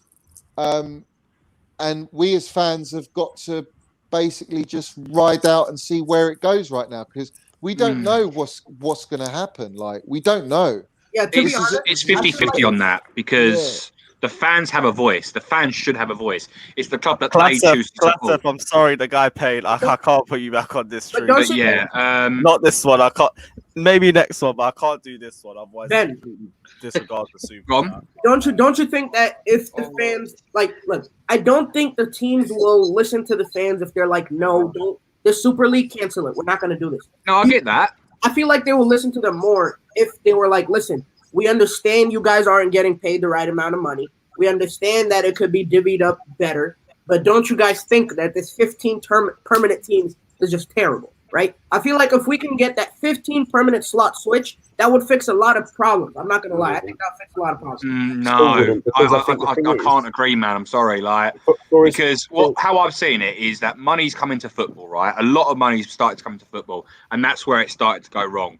All right, yeah, the purchase of Chelsea in 2003, that was the start of it. And then transfers started inflating to the point where you're paying £222 million for Neymar. That was way over. And then, people are making moves for money, and money is now corrupting the football. You got to think, right? Let's go back to last year, right? When this pandemic started, and there was speculation of the league being cancelled. It didn't get cancelled. We voted to go ahead, and then people, because of money reasons, started to take advantage. Sky, BT, started charging people £15 to watch Burnley versus Crystal Palace. No one is in the good here. We're picking between the lesser of two evils here. And the fact that UEFA is pretty much the good guy in all of this, in my opinion, is a madness. Now, the person I actually want to hear, because I know he has a very good point, I actually want to hear Wayne's thoughts on this, because Wayne goes into a lot of detail and he hasn't had a chance to speak for ages. So I want to hear what Wayne says. Wayne, just before we go to you, let me get through the super chat as well. Aditya, your voice is low. Your voice is low. My voice. All right, cool. Bring it up here. Says, if values are forgotten and we watch Chelsea after they've sold out the sport, we have lost the meaning of the game. Chelsea supporters since 1955 will stop supporting if they play a single game in the Super League. I understand your thoughts on the values and the moral issues that surround the entire Super League, but I really just find it hard to believe that a lot of fans will genuinely stop watching if it happens. They're going to watch even more. They're going to watch even more. That's the thing. I think people will still be back to watch it anyway. I'm of a simple mindset. I'm debating whether to just not. I'll watch Chelsea, but not in the Super League, or at least I'm debating it. I'll just watch other football instead. My brother said he'll stop supporting Chelsea. He said if it I won't goes, stop we get chucked out of the Premiership and chucked out of I'm going to all say of this. it, then he says, "What's the point?" Like he's also said, you guys are doing a good job, but you need to remember Chelsea were not at this level always. Who will want to buy a team that isn't in the Super League? So no more big clubs there, but this is segregation, and this is the problem with the Super League in itself. But I also think, because this is going to start in August, and because of how late or everything in terms of what is happening is even happening, because this is going to happen within the space of months, I still think that there's room for there to be a lot of changes in terms of the layout of the Super League, the format. If clubs can get relegated or demoted, there should still be room for improvement, and that's where there's still hope. Lewis, right now, with the way the format is right now, it looks like absolute shit. Go on, Wayne, because you were going to say something. Yeah, go on. Sorry, Wayne. Go on. All right. Obviously, I've been quiet because obviously I've been listening, because I won't lie, I'm not the smartest kid, and I like to listen to everyone's opinions and get my own little feedback. But something when I was mentioned, and I know this as well, is that it's actually going to be TV, not in Europe or England or anything like that. It's going to be TV in the USA and be TV in the Middle East. We're not going to be able to go and watch the games unless we find a dodgy site. Now, it's going to be home and away. It's going to be home and away until the final leg. I'm on about TV. I'm on about TV rights. People can't go to the games. I'm talking about people like myself. I can't go to games. I'm not a well person, so I can't go to games. So I'll rely on TV to watch the games. No, didn't the zone? Yes, Can I back Wayne on this? Yeah. Hold on. Again, this is Jack, let Wayne finish. Let Wayne finish, guys. Yeah. Because I watch the games, and I rely on them at home. And now I can't watch him now because of this Super League. If we get kicked out of the Premier League, all that, in only Super League, I won't be able to watch him. So that kills me as a fan. And what bothers me is, I've heard I can't remember to say his name, but he's talking about passion. Look, I've been supporting Chelsea for 29 years. I've been from the ups, the downs, to everything. And I tell you now, right, passion is football. If you don't have passion, then you don't have football in your life. Every kid, all of us, when we was playing younger, when we used to play in the park with our mates, we always wanted to be a football player. Do we all dream on that day we wanted to play for our country in the biggest stadium of all? That's going to be taken away from all the players who are like Mason Mount, Tammy Abraham, Tamori, all the youngsters who we know that want to play for our country are not going to be able to now because they're all going to be going in the Super League. They're not going to get a choice unless they want to leave for a lower league side and get less money. They're in a position, what are they supposed to choose? Look after their family and make sure the family's looked after, or go and be selfish, say, no, I want to play for myself. It's just, for me, it's just for the fans and for the players and for the management, it's just a sickening play of it. I've had enough of it. Is that enough? Again, let's just go back to the Tripp's point last night about fans cannot come for the games and that. Exactly what Tripp's point last night. I think he said it really well last night on Blues Fans TV. In that it's the fact that political catastrophe that if you go to this game, let's say we have a Barcelona Chelsea game, you have to go another country and then you have to self-isolate. Then few days later, then another game against let's say Real Madrid, and then we have to self-isolate again. This is the thing. There's no lack of clarity within the UEFA and FIFA and that. And because right now, Feta, they are the Super League party, UEFA, FIFA, the FA. Look, the Super League's dropped the bomb now. Yesterday, they've landed. Everyone knows that it's a serious matter. That it's actually in full flow right now. They've been planning it for God knows how long, and they've dropped it at this moment. And now everyone has to sit at the table whether they like it or not. Yeah, Johnny, real quick. Can I ask a question real quick, though? Let me make this point real quick. Wayne, DAZN made a bid for the Europa Super League, so you're going to be able to see it. They're the main UK broadcaster, and they're like $30 a month. So I guess it's kind of expensive, but they got the Super League and boxing, so you are going to be able to see it. And it's another something about it's another subscription. It's called New Age football. About the self-isolation. I think by this time they're hoping that everyone's going to be vaccinated, so I don't think they're going to really be worried about the whole self-isolation aspect of it.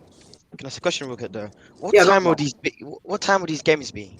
Just good. That's good. Is it going to be out of school? Imagine games in Vegas. Games take place in Los Angeles. Games in Vegas, man. Come on, man. Watching football from Vegas, man. Ugh, man. Like I don't want to. I'm not waking up at 4 a.m. to watch a game of football, man. It's parody. No, I'm sorry, man. I'm an English. It's an English football club, man. We're not waking up at 4 a.m. to watch a game. Read the statement. It says home and away games until the final. Home and away games until the final. I don't buy that at all. Just read the statement.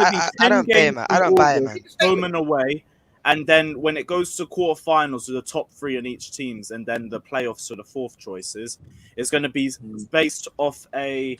Is it the quarterfinals from that? No, it's at Western. It's home and away until the final. The finals play. Yeah, but it's based on legs, just like usual, right? Yeah. What I want to say as well is in terms of Johnny's points, going back to the UEFA thing and how the what they want to put through. I think it's a terrible idea, the new Swiss format they want to put through anyway. But the one benefit it does have is your likes of your Krasnodars, your Shakhtars, your Rennes, your Vidis, your whoever. They get paid a good amount of money. With this system, that don't happen. Yeah, it's monopolised. It's too monopolised. The gap is going to become bigger. You don't get they want a big gap. Getting that in like that 8 million or whatever it is you get for just reaching the group stages or whatever it is, I don't quite know. That means so much for some of these smaller teams, for some of these teams out in the middle of nowhere, for just for getting to this Champions League or not Champions League. Whatever I just, you know what, I reckon this model, right? Johnny. This model's been sold, right? It's been sold to the clubs like 2-3 years ago, whenever it was, right? And the clubs that have joined are obviously the big clubs, or the biggest clubs over the last sort of 40 years, all right? Let's say they've all basically said, if we don't jump onto this, football's going in this direction regardless. So we might as well start the ball rolling. And they're not going to refuse it, are they? They're going to go with it. Chelsea was scared of what's called. Chelsea Man City was scared of getting left behind. That's what I read about. Anyone is. I don't like that. Case was with Chelsea. Huh? You say?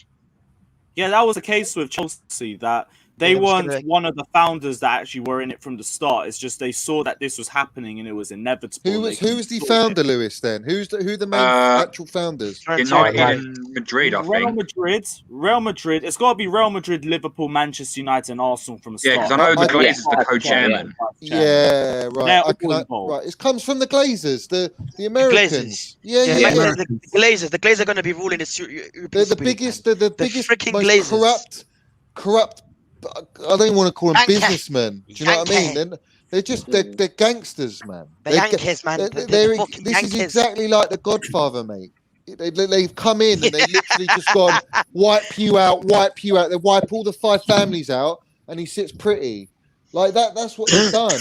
And they said, if you're not going to join, we're going to basically bankrupt you. You're going to be poor. Yeah, but also Kroenke. Kroenke's part of this as well. Yeah, man, he doesn't care. He's corrupt. About money and all these guys, all these guys, they don't even like their clubs. Even more lazier with the way they use their club, because now they're in the Super League. Now they're making all this money regardless. They won't get relegated. For what they do in the season. Exactly. Arsenal don't ever need to be funded again for anything. Facts.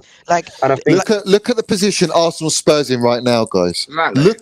Look at where they are. Look at Schalke. Speaking of Spurs, Schalke got relegated. The last 10 years, man. Schalke aren't part of this. The last 10 years, them being asked. I know about that. The last 10 years, I'm just assuming if they and do Arsenal go into it, have been nowhere near a league.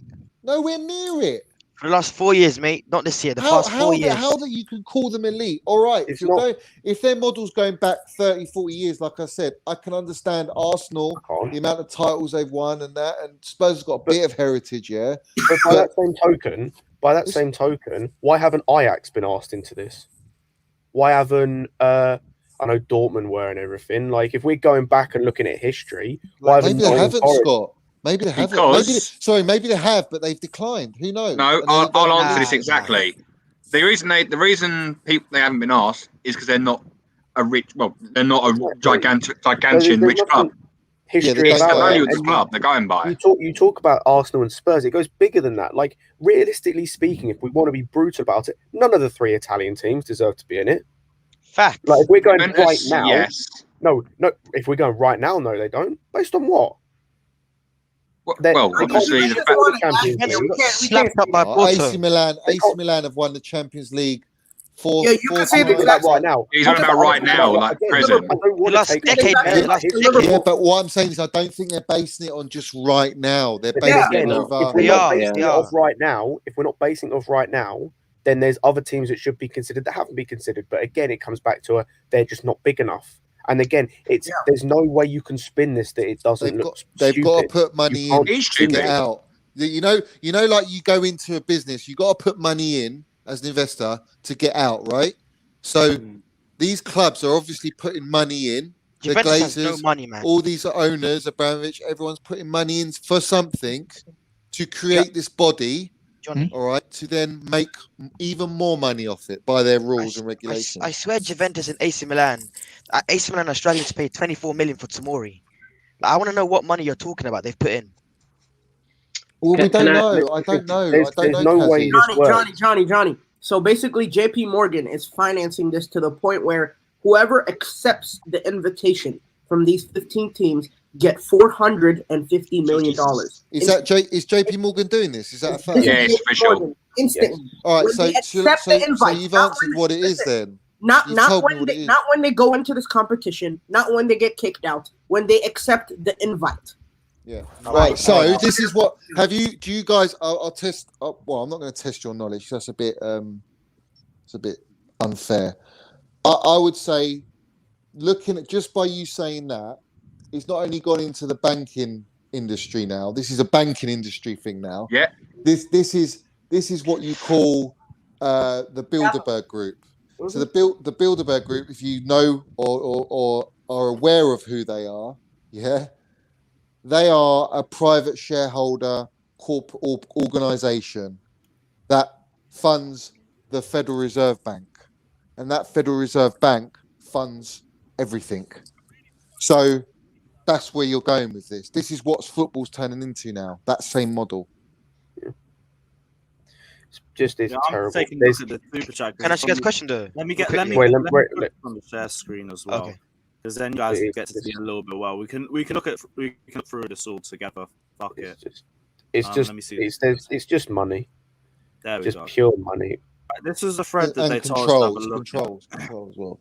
And it's just talking about the financial disparities between the Super League. It's describing the Super League breakaway competition of 15 core teams, saying the headlines will belong to Fiorentino Perez, Andrea Agnelli, and Joel Glazier, but the real architect of the Renegade League is crafted by Charlie Stilitano. I didn't butcher that. Stilitano. Yeah, he's an incredibly well-connected mercenary with the sole aim of commercializing European football in the US. He's also the chairman of Relevant Sports Group, a football events and media company. Man, I swear to God, if I have to watch He was one football of the from first guys America. on the scene when the US Soccer League was launched in the early 90s, and then started booking high-profile matches like the Man United Real Madrid game in friendly in 2014, which had over 100,000 fans, which was a record attendance at the time. He was the inception of the cartel in 2015 when he sent out a mail to Real Madrid's executives with a game plan, and they knew FIFA and UEFA had limited powers to stop the club as it could be construed as violation of EU competition law. Fiorentino Perez loves the idea of an independent league, and then the main job after that was selling it to the other 15 clubs involved. United, easy to sell because of Malcolm Glazier's but the influence fucking as well. Glazers. Arsenal, Glazers. well, Fucking Glazers, we man. don't even need to go into that, to be honest. Like, this is perfect for him. Spurs with Enoch and Daniel Levy. Spurs also had to pay 350 million for a stadium loan to build the new Tottenham Hotspur Stadium a few years ago. So this probably helps them balance the books as well. And you can see how quickly they were to sack Jose Mourinho too. Liverpool, easy sell with FSG because they're also involved in the US. It's an easy plan for them as well. John Henry is an OG trader, made racks in the 1980s from his trading firm and bought the Boston Red Sox in 2002 for 380 million and delivered the World Series win. Chelsea, an easy sell because of how hard the virus hit Abramovich's personal fortune, with him being down 2.4 billion and this helping to finance the books. And Manchester City was an easy sell because the template for global domination in football is easy for them. City Football Group is carving out an empire. More importantly, they want an empire they can control as well. The Spanish and Italian teams, if you thought your personal situation was dire, wait until you see their books. Yeah, I swear in Spain, they were Real Madrid and Barcelona were struggling. 2 billion debt. They're in 2 billion debt. Man. They're in debt, man. Real Madrid are at the stage. This I've said this on a perfect time for all of them. PSG, they haven't been in, but I already said that was something to do with Qatar, and Koscheck has said that perfectly as well. They're owned by Qatar with the World Cup coming up. They don't want to damage their relationship. Oh, read that Bayern second part. is the 50+1 deal. And JP Morgan is funding the setup of the Super League with roughly 6 billion. And I think that's what Jesters was saying yesterday. Yeah. It's common for investment banks to fund projects through a combination of term debt, acquisition finance, and working capital facilities. This is cash available to use, and there's not always cash actually spent. Go on, Johnny. What were you going to say? I was going to say that the fact that the timing, I don't think if we didn't have this pandemic, this would be happening, so to speak. I agree. So yeah, this has been so easy for them to do without fans. This has been now you haven't got anyone to protest. Yeah, it's the perfect time. Protests can't happen because of the COVID out there. Do you know what I mean? You can't have thousands of people protesting. Like, it's just crazy. You spread the virus. Every club is in difficulty, financial difficulty. Well, even Chelsea, you've heard it. Chelsea. Yeah, I mean, no. Can you pull that up, Lewis? Can you go back up to the Chelsea part of it? Because let's listen. Let's take the fan out of this, all right? And just read the sentence right here. It says Roman Abramovich. As much money into European football than Abramovich. This is why I'm also saying as well, you can't necessarily get at Abramovich. He's down 2.4 billion. He's down 2.4 and that's billion. the thing. We owe him that back if he leaves too, because we'll be in debt to him. Yeah, so and this is my point. They've gone by the short doing this for the curlies, long-term future of the club, and it's not for the long-term future of football. It's what's best for Chelsea. That's why people don't like it, because it's selfish. But I can at least look at Roman and say that he's trying to do what's best for the club. Remember, can I say, guys, that this doesn't stop. This is football, but this is going to happen to every single business sector around the world. This model of, like, I'll give you an example, like Amazon. Amazon are going to relegation. monopolize everything. So every smaller business is not going to exist anymore because they haven't got the financial structure or capabilities to exist.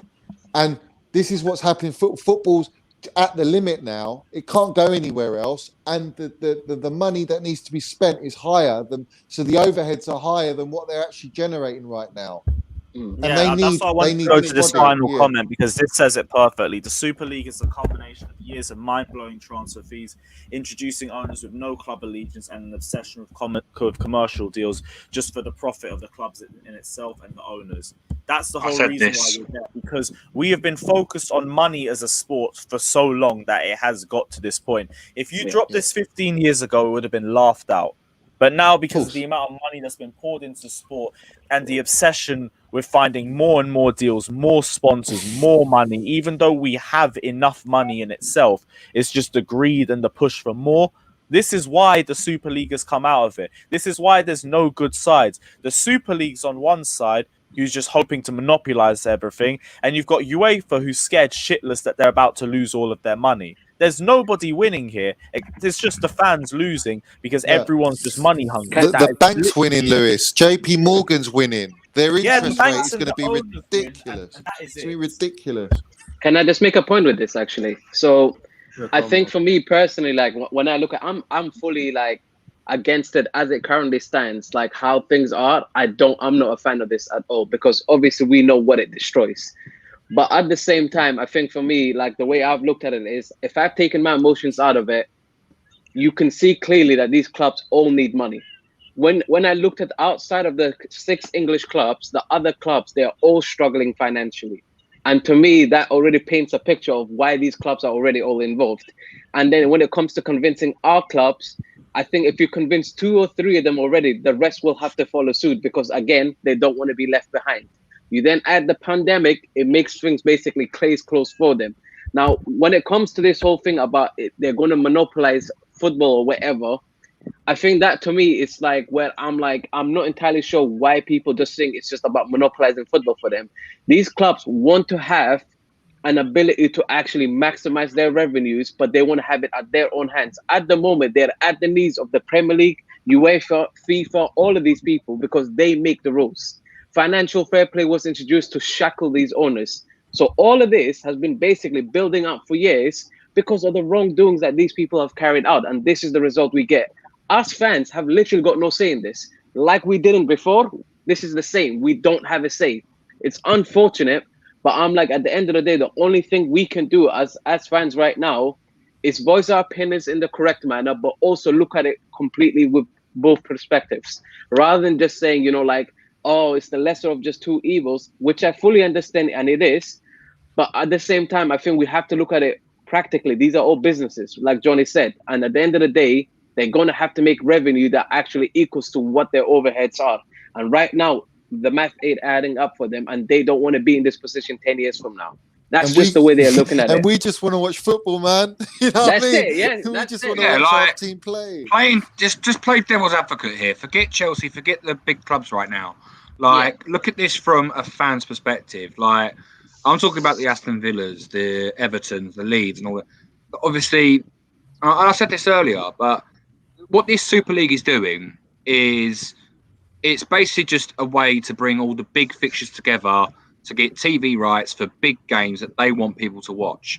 What that's going to do for all the other clubs is devalue their games, because let's just say, Leeds versus Everton, top of the table clash when we've all been kicked out. But at the same time, you've got Barcelona versus Manchester United. What game realistically, as a neutral, would you want to watch? Chelsea versus Barcelona, Barcelona versus United. You won't pay much attention to the Leeds versus Everton. So what this Super League is doing is it's creating a situation where it's devaluing all the other football. And the reason why I'm on UEFA's side now, I'm not singing UEFA's praises. They have their history of corruption. FIFA, history of corruption. But what this Super League is doing, it's trying to take the fun out of football, because it's just basically putting the rich clubs on a pedestal to get richer, bringing in more revenue from advertisers and TV rights, basically turning these football clubs into businesses, not football clubs. And the thing that comes to mind is when it's introduced for fans, to go to this game, it's just encouraging everyone to support all these big teams. It's encouraging glory hunting, pretty much, because you're going to want to support these teams in the massive Super League, especially like in the countries where they're not in the area. Like, so Americans, they're going to see Chelsea, United, and they're going to choose who to support. But when you're looking at the sort of the homegrown part, and you're looking at that, that's what's going to be suffering, because so many people are just I can't. Like, I'm just so against this because, well, like this super chat says, I just think it's treason against football and the fans. What was your name in the bottom left again? Was it Mojo? One sec, Dag. Paul says it's treason against the fans in football, but here's another weird thing. Remember the World Cup and how America came is to stop Blatter to jail? Just saying, kind of adds up how it's now coming up to the Super League. I'm not too sure what you're saying on the end of that. Can you guys able to decipher that as well? No, I read it like 3 times. I couldn't. Call me stupid, but whatever. It's a few years too soon. Was those Americans actually cops for a fake story till now, for instance? What? Nope. What? The cops that arrested Blatter. Yeah, he did. Wait, Paul, try and rewrite that, and if you do, I'll put it up. You don't even have to super chat the next one, but just write what you actually meant on that, because I'm not too Lewis, sure. Wayne, you wanted to say something? something? Yeah, go for it. Because I know everyone wants to talk, but I need to shoot because got my other half on spend time with me tonight. Yeah. But I want to say big up to everyone on the panel. Respect to them all. Please show your support to everyone. Follow them on Twitter, socials. Respect all their opinions because they're all giving great opinions, and I've learned a lot just being on the stream from everyone. And please, Lewis needs to get over to 250 likes. You haven't done it yet, and you've got loads of us in watching. Please smash that like button. It's free. Subscribe to him and show the love to him because he brings you content every day, and he deserves it. No, come on, but man. good night, everyone. Wayne's a real one, mate. He's a real one. I'll see you Wayne's a tomorrow, real hopefully, one, for the big Take game, care, alright? Wayne, Take care, Wayne, peace out, bro. Enjoy it. Peace, brother. You take care and enjoy your night, my G. What a don, man. What a don. I know, right? Fully, man. For years, but not years, months. Honestly, he's been such a good guy since we've been doing streams and everything. I think what he meant about Sepp Blatter, about the story about Sepp Blatter. Get closer to Father, I can't hear you. Yeah. No, I think he was meant about the story when Sepp Blatter came into jail and then people trying to stop it. I think. But I still need to speak up a bit more. I can't hear you, G. I think is there to do with the stuff in terms of UEFA in the past trying to create their own Super League kind of thing, or is that what you're referring to? Did he say it? Yeah, that was how. Yeah, much better. I was gonna say that, but yeah, that's my point, though, bro. There we go. So UEFA basically attempted to do this themselves, but they couldn't come to an agreement. It fell apart, basically. But now, obviously, it's being created by these clubs. It's obviously backfired in terms of what it is.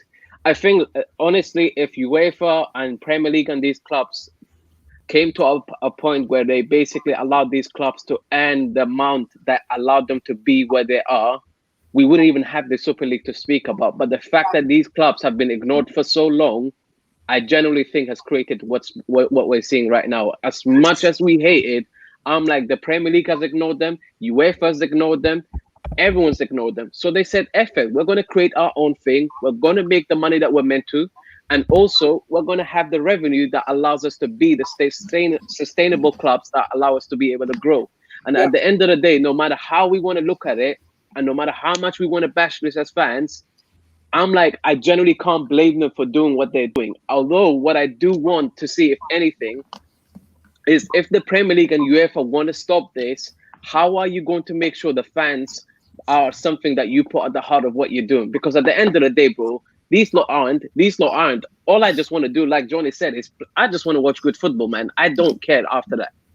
Because at the end of the day, what I have seen is these lot do not care for me. They don't care about my money. They don't care about me going to games. Because at the end of the day, I'm an easy person to replace with somebody else. Simple as. In this whole talk about UEFA, like it really does trigger me when I sit there and watch what's his name? Seraphin or whatever his name was. Is when he sits there talking about we need to keep the integrity of the sport, we need to keep the integrity of the fans. Like you've never had that in mind. Yeah, you're just chatting rubbish. I don't. Chatting rubbish. It's all PR talk. It's all PR talk. They're trying just to reading use off a us. script, though. No, they're trying to use us. They're trying to rile up us fans, especially even Sky Sports and BT Sports and all of them lot. They're trying to rile us Not gonna have a up. piece of the pie, man. Hell no, bro. Man, you lot. It's because you lot are losing money, bro, and that's why you're trying to make us come in there. Like, come on, man. If top 6 leaves the Premier League, man, I'm telling you, Gary Neville and Sky Sports are going to lose a lot of money. In my personal, Wait, Paul says, was it all some fake story to build the Super League pre-planned? I feel like it's been planned for the last few years, but the new changes from the UEFA 2024 Swiss model, I feel like that's what pushed it. Paul as well says Andrea, or do you mean Agnelli, was also behind the Super League. Yeah. Interesting fact, Juventus share price leaped up after the Super League announcement. Yeah, I saw that. Because now it looks more profitable. No, real quick. This, please don't take this out of context. The fact of the matter is JP Morgan put out a $6.5 billion fund. That's going to automatically make any stock prices rise up. So don't take that out of context. It's very simple. When a club is offered that much money, their stock prices are going to go up. So it's not that surprising. Look, the way this has to be settled, right, is this can't be done this can't be a club decision. Genuinely, if this is something that people want to get out, they all need to unite, because let's just talk about like what people uniting has done in the past.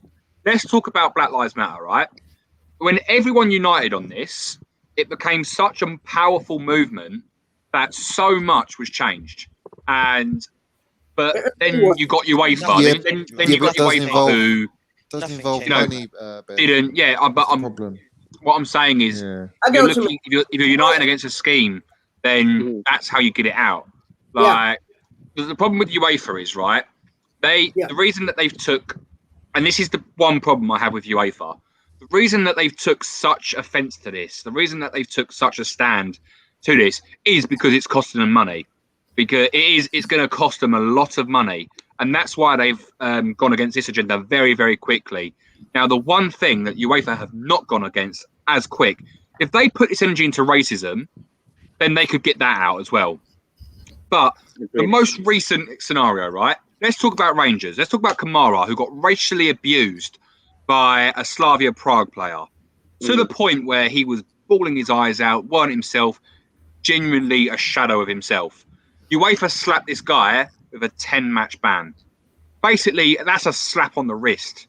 Like, you're banned for 10 games. If UEFA really wanted to kick out like this thing, if everyone really wanted to kick out, you make punishments harsher. Look at the punishments UEFA are giving these clubs for during this league. You can't play the World Cup, you can't play the Euros, you can't play in any UEFA or FIFA competition. They're doing that because it's a way of saving their finances. If they wanted to put so much care into this, right, they would have put these punishments out for racism. If you're found guilty of racism, you can be kicked out of UEFA and FIFA competitions. And that's the one thing I do not like about that. And yeah, like just looking at this comment here, Barry Burton. Yeah, and they even gave Kamara a 4-game ban. Like, I'm sorry, but racism is a very touchy subject.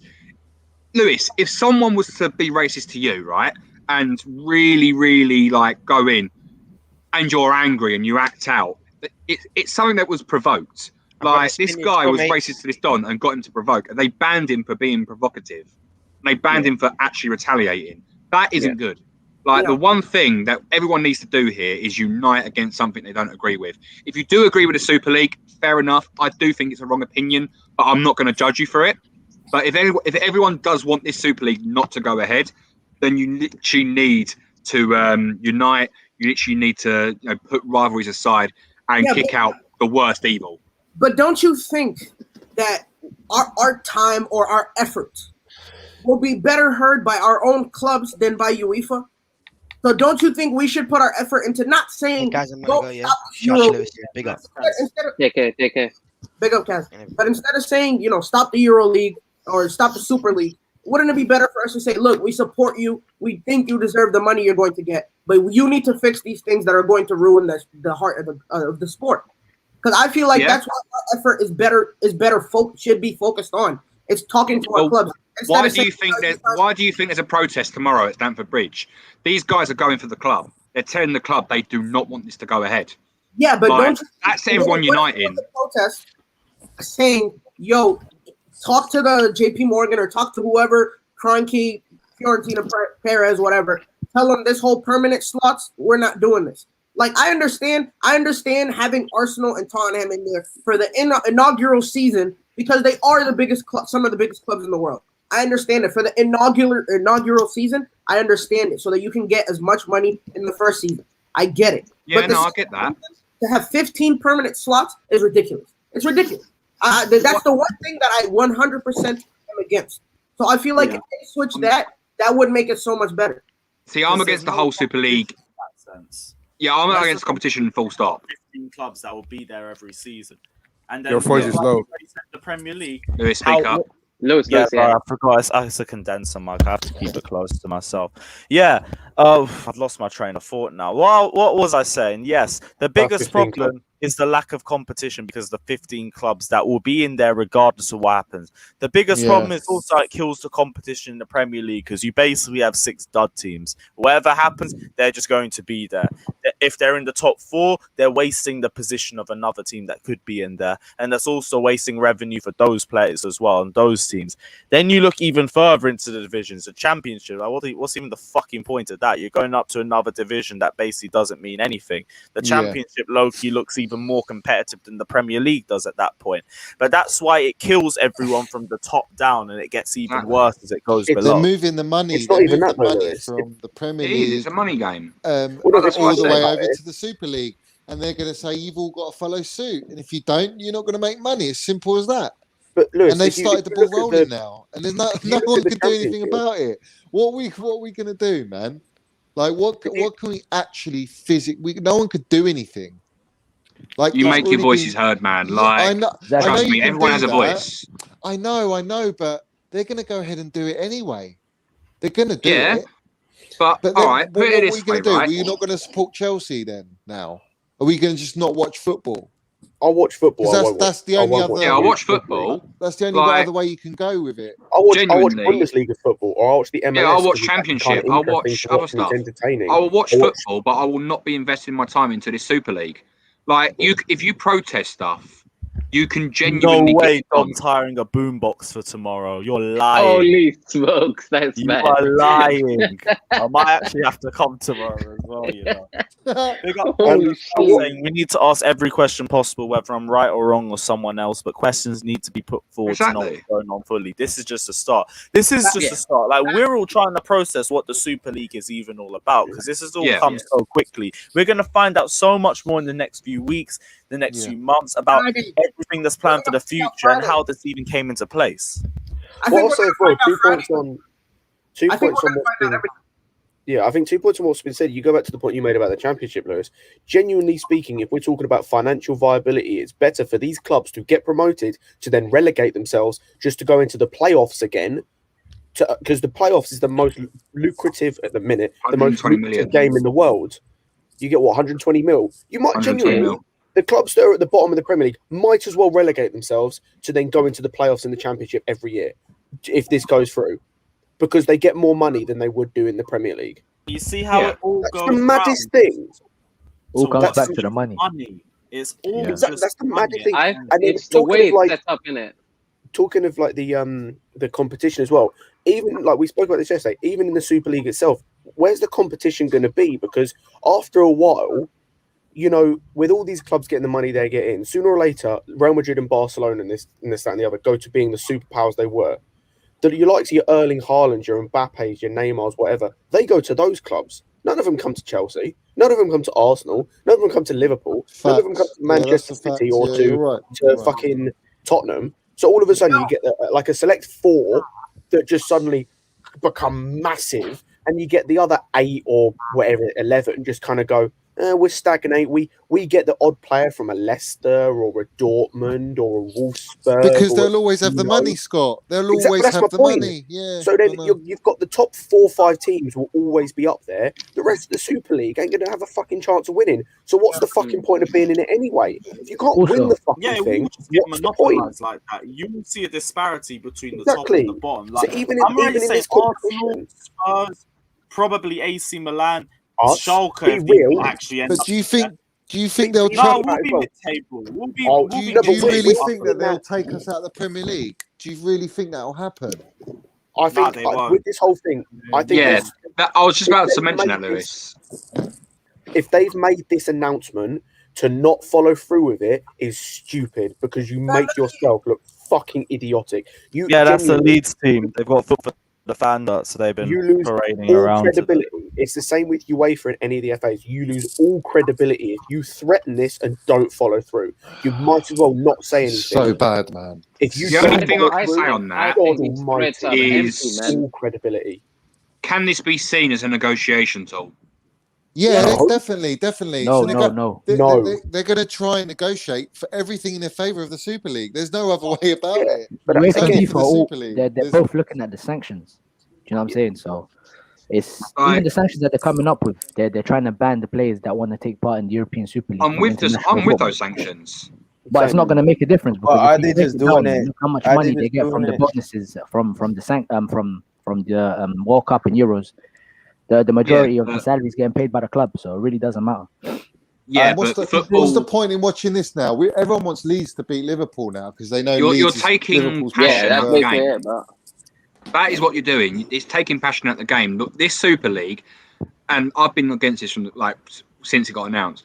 It's literally basically all these rich clubs making more money and taking football into their own perspective, giving them a big perspective where there's no fault for losing. If you finish bottom of this Super League, doesn't matter where you finish in the Premier League. If you're not kicked out, you can get relegated. But because you're a big club with lots of money, you're going to get us TV rights. Play again next season.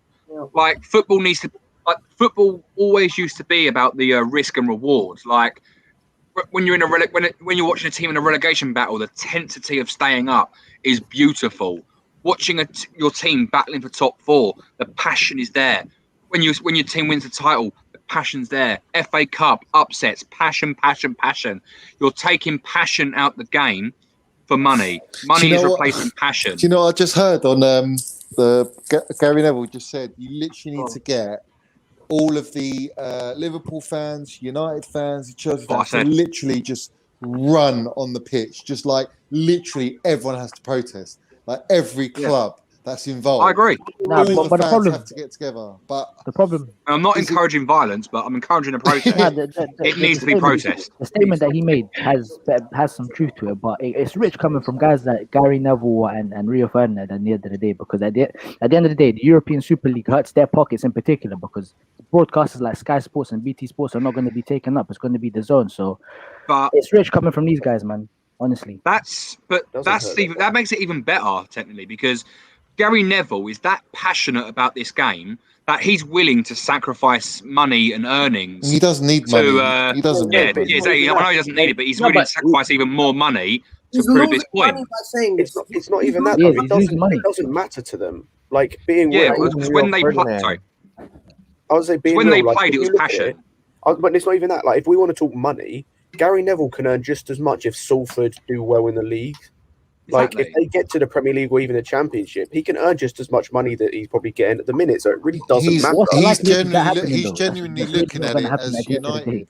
Yeah, exactly. He's looking at it from a for footballing 40 perspective. Even with Rio will do well enough with his brand with Sports Direct, especially if Newcastle continue to stay in the Premier League.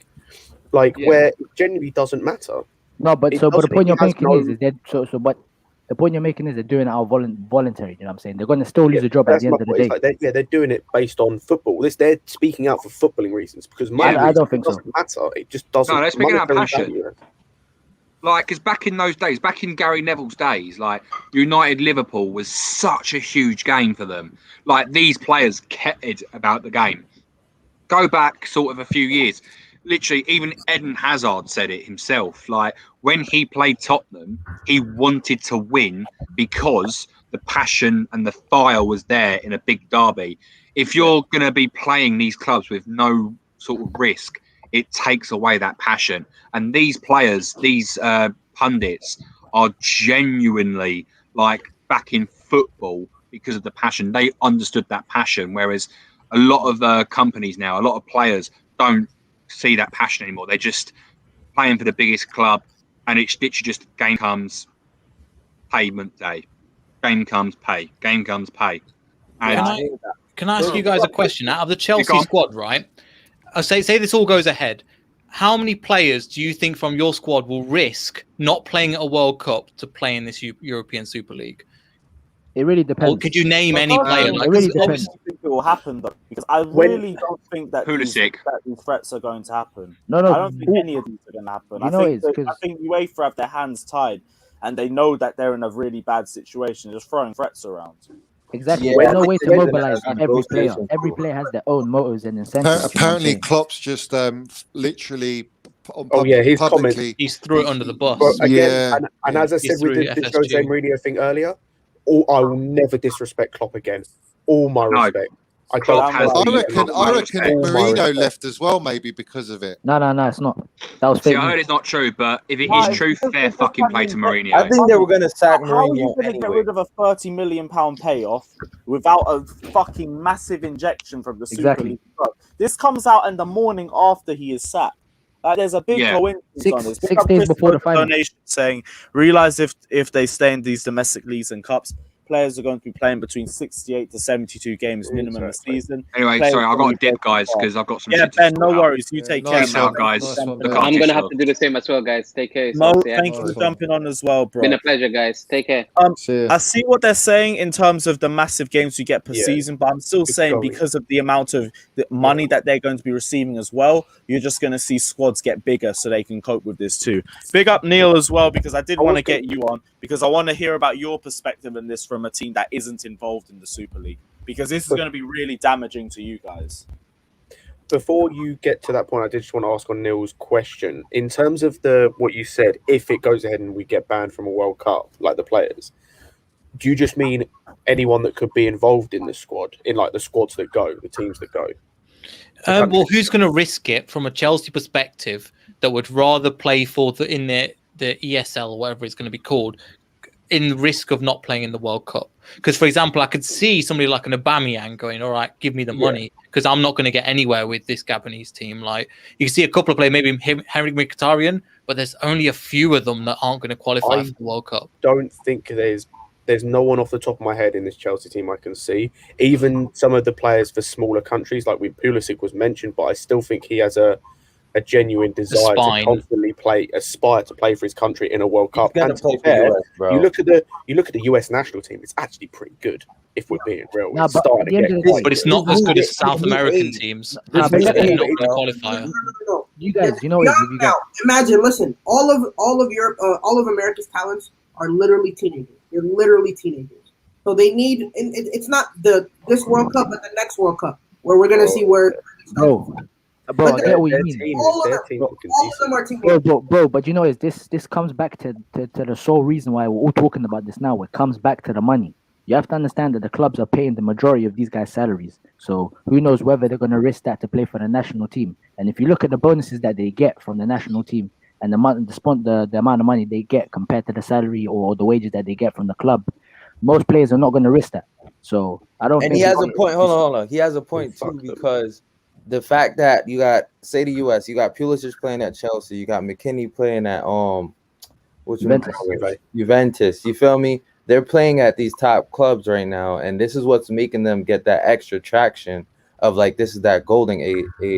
A lot of them are playing in Germany right now, but who comes to say that a couple German teams might enter this UEFA Super? They can't. There's 51% owned by the fans. So physically, unless every single fan pretty much votes in that favor, they can't do that. I'll say there's two teams that can, and it's Leipzig and Wolfsburg are the only two teams that don't follow that. But the case in point is it's like, all right, you have this. It's situational of not. It depends. Like, all right, it honestly depends on that person too. Coming down to your moral standpoint, do you want or do you agree with this ESL, or do I want to represent my national team, my pride and country? Because if you look at a lot of the Italian players, they're very prideful about their country, and they stick to Italy and they stick to Italian national team. You think they really want to miss out? Or even look at the Brazilian. South America's going. I was going to say, like, one of the biggest things in the world you can do in a footballing sense is represent your country. Not even win it, just represent your country at a World Cup. That's the biggest. That's probably arguably the biggest like accomplishment you can have in football. Is representing. I think what's going to come down to is the players are going to have to make a decision. It's either monetary gain or their legacy as football players. So at the end of the day, don't be surprised. If that's the case, go to China. If you see you players, want money, go China. Right. If you They'll see offer players you the like, money, and you won't, and you've seen players that are kind of like doing that. Just go China, and yeah, then you'll don't be surprised if you see like players come out and be vocal about this. You can already see Bruno Fernandes is posting stuff on his Instagram and whatnot. He's got fined 2 weeks apparently. He's got fined 2 weeks wages. Are you fucking serious? From what I've heard, allegedly, from what I've heard, he's been fined 2 weeks wages. But are you surprised, Glazers? Are you really surprised? Like, they're the chairman of this European Super League. Exactly. They don't care. Wow. And that's you can see the corruptness right there. Like, I'm the chairman. All right, so I'm a part of this league. So any of my players speak out, you're getting fined. That's like manipulation at its finest. Like, come on, bro. But let's say this does go ahead, right? And all this is considered. You're thinking like you've not even as you've organized it, you've not even done anything. It's going to be bare corruption. There's going to be bare match fixing. All this kind of stuff is definitely going to be involved. Who are they going to govern themselves? What do you think they're going to do? Oh, we're going to play it fairly. Sure, we're going to see some match fixing at a minimum. You can't of course, man. They're managing 100%. themselves. Do you honestly think they're not going to play for their squad and their trophy? Who's going to want to win? Being the chairman, bro. You think match fixing is not going to go on? No, because I mean, if you have match fixing from how are you gonna have match fixing from 5 different teams? Like in a sense of like all the. It's whoever's richest, bro. It's monopoly. Is it called? Really is. That's why there's no good guys in this. I'm talking about the committee. I'm saying the committee. They're each representing a different team, so it's kind of hard for me to believe that. Who's got the most money? They win, bro. Money talks. Let me pray that they're not going to do it. Let me pray that they will. Bro, we should have prayed that this didn't happen, but it has. But we got to be real about it. But I mean, at the same time, it's not like UEFA's doing it all clean. But at least there's like a human element to like where UEFA, the FA, where they're not banning racism. Look, we understand that if like they really wanted to, like I know what you mean, but I'm just saying in an extent, right? To the extent that these clubs have to literally start their own league. That they're not you need I don't think we really understand how much it's going to take for these clubs to leave their own league to actually be what's it called for the UEFA to tell them, yo, we're going to kick you out of your team, or we're going to kick you out of your league, we're going to kick your players out of the World Cup.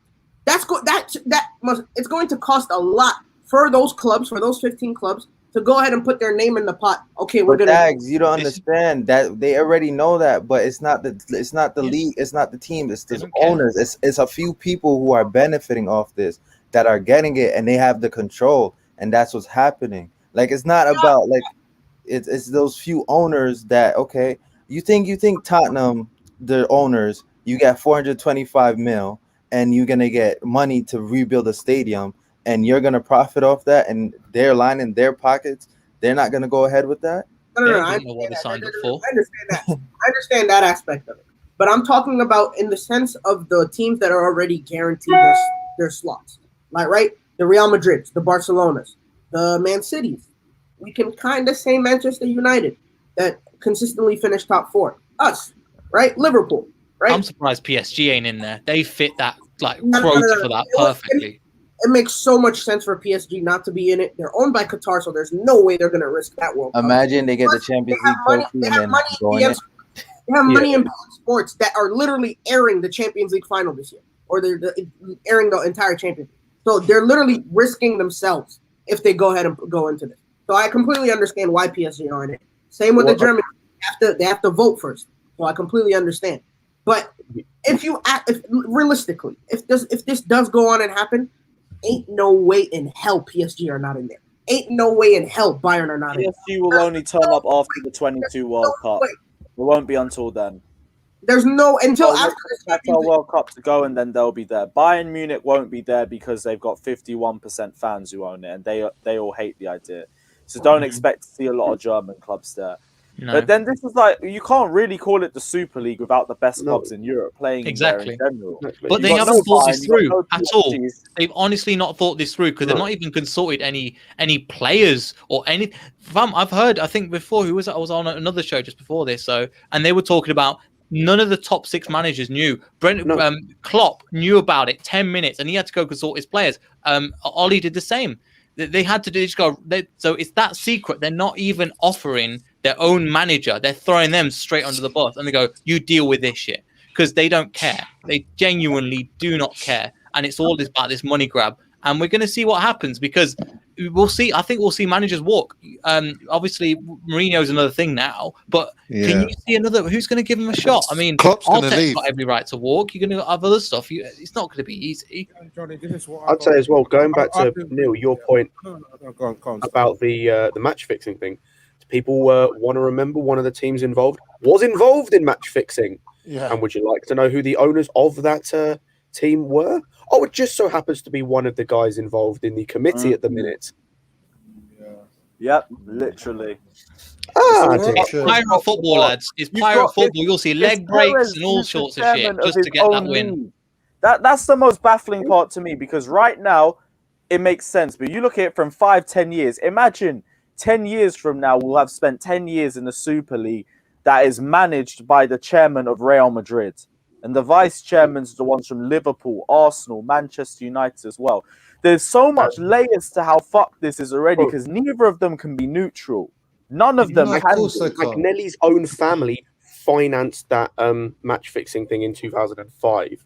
His own family, and people are probably expecting there's going to be no match fixing.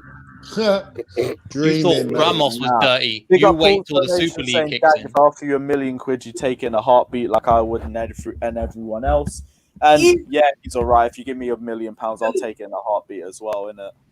But I'm not a billionaire. I'm not. Yeah. It depends, though. I'm asking, number one. Well, you just want more.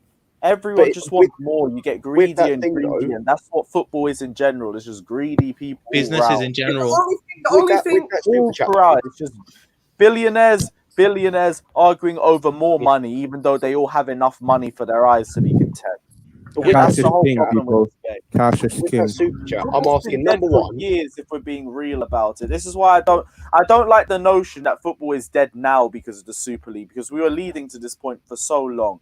I've said rumored for years. Little things like why do we now pay for kits to come out every season instead of every other season for the profit? Why are ticket prices endlessly going up even though the TV money continues to go up? For the profit. Everything you can see about the raise of football prices for the match-going fan or more ways to get revenue out of match-going fans with more merchandise that you continue to see getting shoved down your throat. Suddenly it's not one tracksuit gear coming out every season. You have 3 separate brands coming at 3 separate points of the season. Everything is just for money.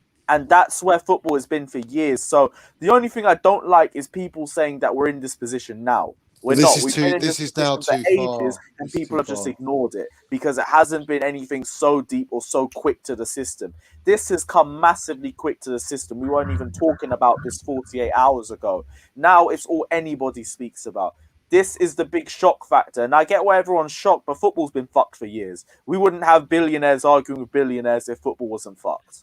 To tell you from a Leicester perspective, we had people, we knew that there was organisations like the FA that didn't want us to win because literally that year that we won the league, people were going, that shouldn't be yours. It was the idea of top 4 because they just changed positions every single year. Now, if you watch the coronavirus, everything has spilt everything. So nobody's guaranteed money and they just want to guarantee their money. It's a dumb idea, but I understand it from their perspective. They're just trying to guarantee money. But it's more complicated than that. You can't just ruin an entire sport just because you want to guarantee money. If you want to do that, go invest in Bitcoin or whatever, piss off with your shit. Yeah, for What's you the point in guys, playing football if you've got nothing to play for now? What are you playing for? Yeah. This What hits are you you guys playing so for? hard as well. I've seen so many chairmen and businessmen speak about Leicester City since you guys won the league, and say I've even heard some say that they want to stop something like that from happening in the future. We've heard it as well. We've heard it. Bullshit. And now for you lot, what are I you can gonna do? understand Leicester as a fan Bro, base. You this just feel year, so I've defeated come right on, now. shameless, and I've told again. Mainstream media wrote us off. If you compare the injuries we had to the injuries Liverpool had, they've been similar. It got mentioned nowhere near as much. And this kind of, even at the moment, they're still writing us off. I know we slipped in the last couple of games. A couple of things that haven't been mentioned. One, we are the only team that's been in the top 4 all season to this day. Number 2, the fact that we've had a ton of injuries and it's not been mentioned. Number 3, that we've actually been playing Europa League and actually doing quite well, and then transferring it to the Premier League. And we've been doing it on a budget of nothing. Pretty much, we've been selling a player like Maguire, then bringing in 3 transfers, selling Ben Chilwell, then bringing Castagna Fofana. We've done that year in, year out. And people want to say, "Oh, it's not even like they don't want to. They just don't want to mention it. We don't even exist in. We're not even in this position." So to me, the fact that this is coming to light is kind of like, well, this is kind of par for the course, to be honest with you guys. And especially with the way that Chelsea went about it, you kind of were the billionaire trendsetters to start, not to start this off, but it was going in that direction anyway. But the difference was, it started with you guys and you billionaires. Hey. You want to say it's our fucking fault, innit? I'm not saying it's your fault. I'm saying it was going to go there anyway. But you, man, were the first to light the fuse, I'd say where it started was the Premier League forming. That's where it started. The formation of the Premier League. Nah, it's when United sold their club to the Glazers is when it went all tits up. If you ask me. Well, no, but I'm saying like this whole thing of being like of the sort of, like, no pun intended, but Premier, like, sort of watching thing. It happened from the Premier League. That's where it started. That's the genesis of it, and it's just spiraled out of control from there. With the Glazers buying United, with Abramovich buying Chelsea, with all these billion, like with City being bought, with PSG being bought. All this, it all stems from one point, and that point is the Premier League. It's the by the way, development. These post-match interviews are going to be very. I'm watching this game, this Liverpool game. Very weird. I know. I'm saying the post-match interviews. Weird feel, man. Yeah, because it doesn't feel it's like you could sense it, Johnny. Liverpool don't have to chase for top 4 now because top 4 don't mean shit anymore. We don't care about the Champions League. The only reason why we have any interest in it is because we're still in it. Other than that, that would be done for us now. We don't care. We might be out of it by Friday. We ain't going to be out of it by Friday, though. I still think that's a load of bullshit. They're not kicking It's a load of bullshit because there's no way they're going to kick us out. Well, put it this way.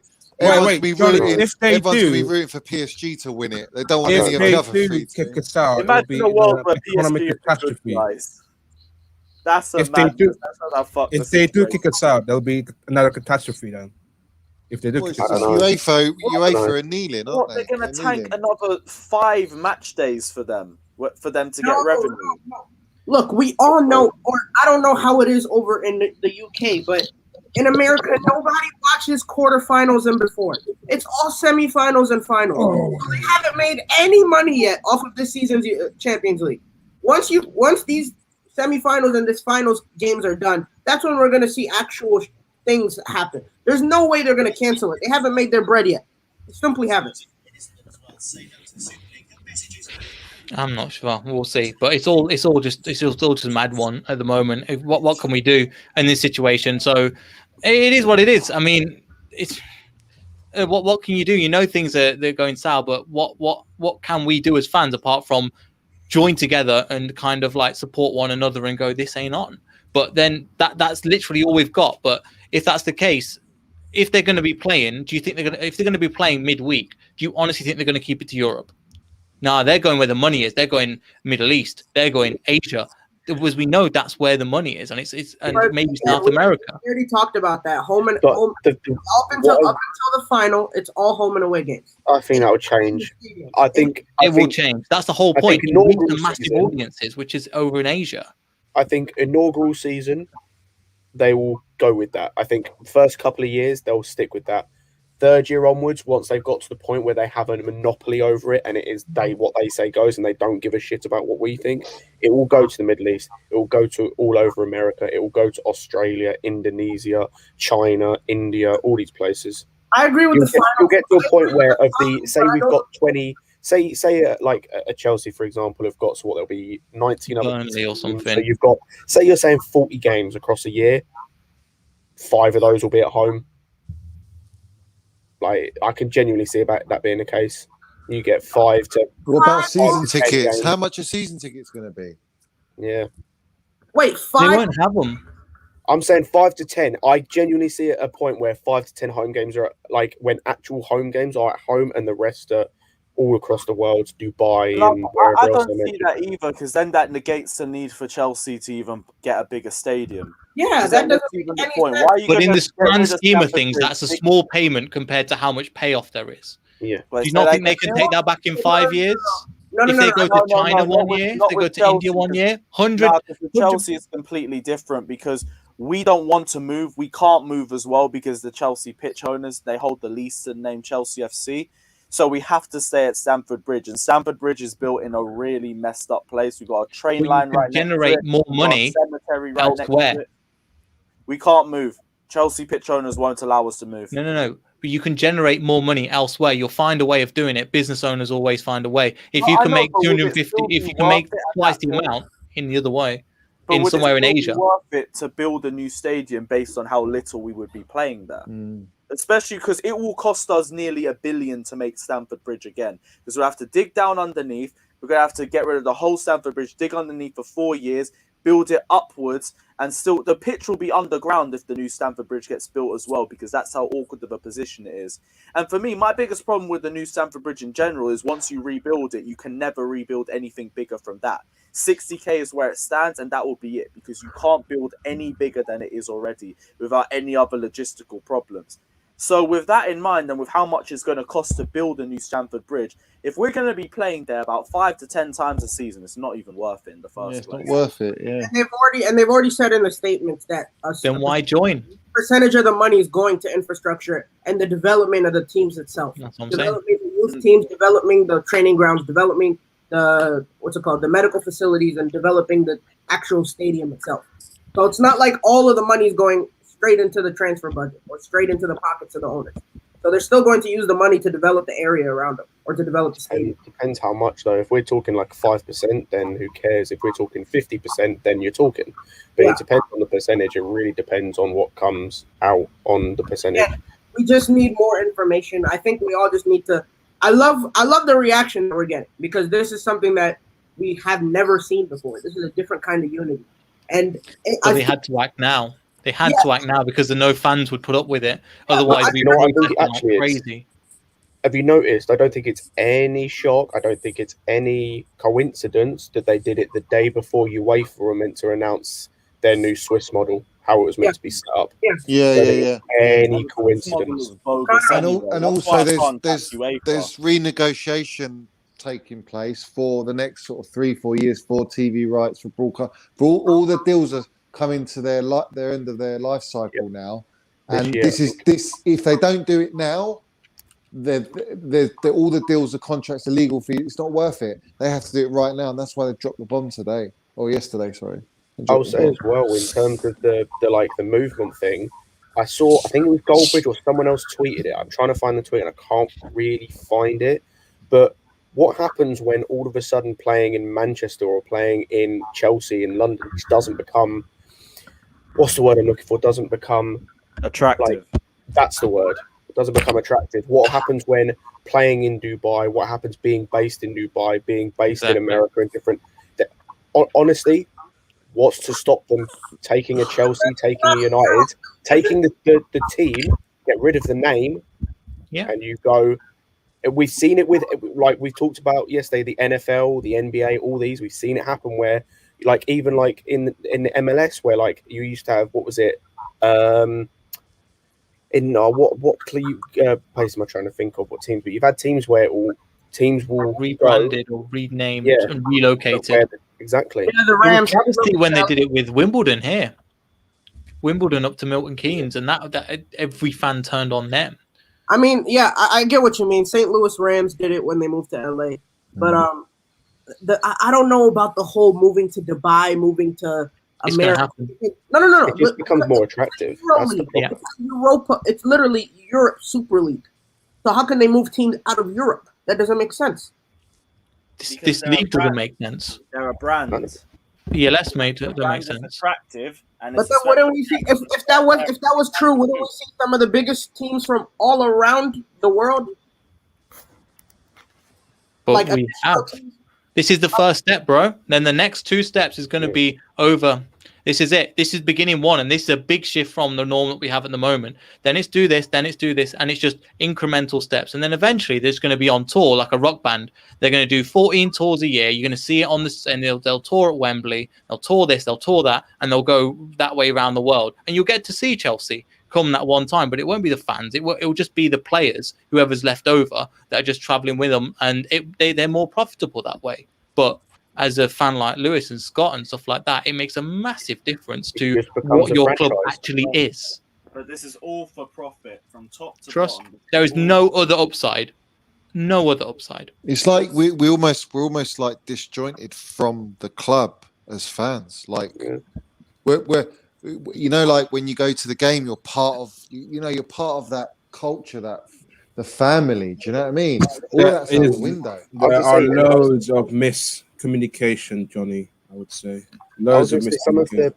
Some of the best bits about match day. I was thinking about this earlier. Some of the best bits about match day aren't necessarily the game. It's like all the before. It's the after. Pre-match, meeting up with post-match, everyone. Like two years ago when I was at when we were at the old channel, it was meeting up before the game with everyone.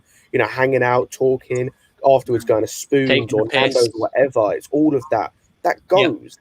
All of that goes. It's like family, man. It's like culture. Do you know what I mean? I was gonna make that point. Like watching my team is literally escape from what I have to do in real life a lot. Like I have a stressful job right now, and like I look forward to watching Chelsea play, win or lose, coming on the stream, chatting it up with you. Like you feel me?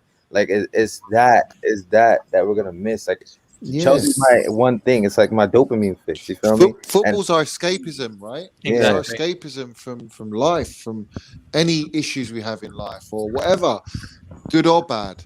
But you always switch off. When you watch football, you switch off, don't you? You don't think about anything. You just think about the game, and that's it. And if that's gonna go, like, what's the point, man?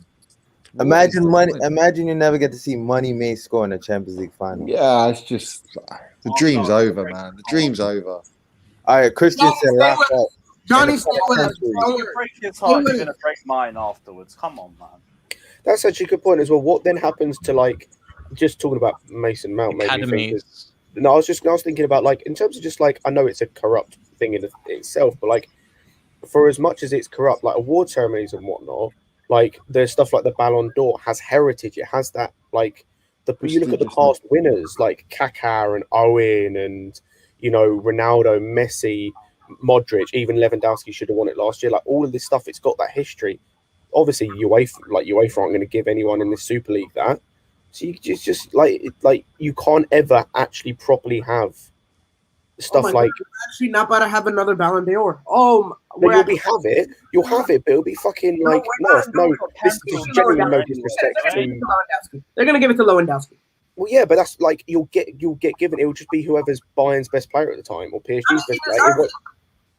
I know, but it's never going to be based on actual merit. It's just going to be because this club happens to not be in this league. It's like it all drains through. It's strip the footballers, the young footballers, or just the footballers who are in the Super League. Strip them of the beauty of the game, the personal aspirations they have as footballers is gone. It's like, what are they playing for? They're just playing for a multi-billion making business. That's what they're paying. They're paying for. I want to know. I really think what we should, or the most important time, is going to be once these players start talking, because I think as much as we love as fans, as much as we love our clubs as fans, the owners might not love us just as much back. So they might not don't. know what we have to say. Just just let's hope. Let's hope. Come on. Yeah, and then they get tarnished for I'm it. beyond hope, my friend. You can't be hoping after this. We can though, because listen, of all They didn't even tell the managers, bro. No managers knew. at the end of the day, Nobody knew. Just at the the end of Nobody crossed us, bro. They never crossed everybody. At the end of the day, business versus everyone. That's Everyone. what they're going to Hierarchy do. up top. Listen, what they're going to do is they're going to sell it to them. They're going to pitch it to them perfectly, and they're going to go, "Oh, actually, yeah, this is all right. This sounds sick." That's what they're going to sugarcoat it. Players, galore, because they're going to be like, "Wow, we're going to make more money. We're going to get more this, more that." Like to them, it's like whatever. We're in it. We can't do anything about it. They're not going to fight against it. They fight against it. They're out the door, mate. They're not going to do that. They're not going to risk their reputation. They're, like Klopp saying what he said today. I haven't listened to it, but obviously he's spoken about it. He's obviously thinking like, "Fuck it, I'm going to leave. Like I don't care. This club's dead, man. I'm not representing this."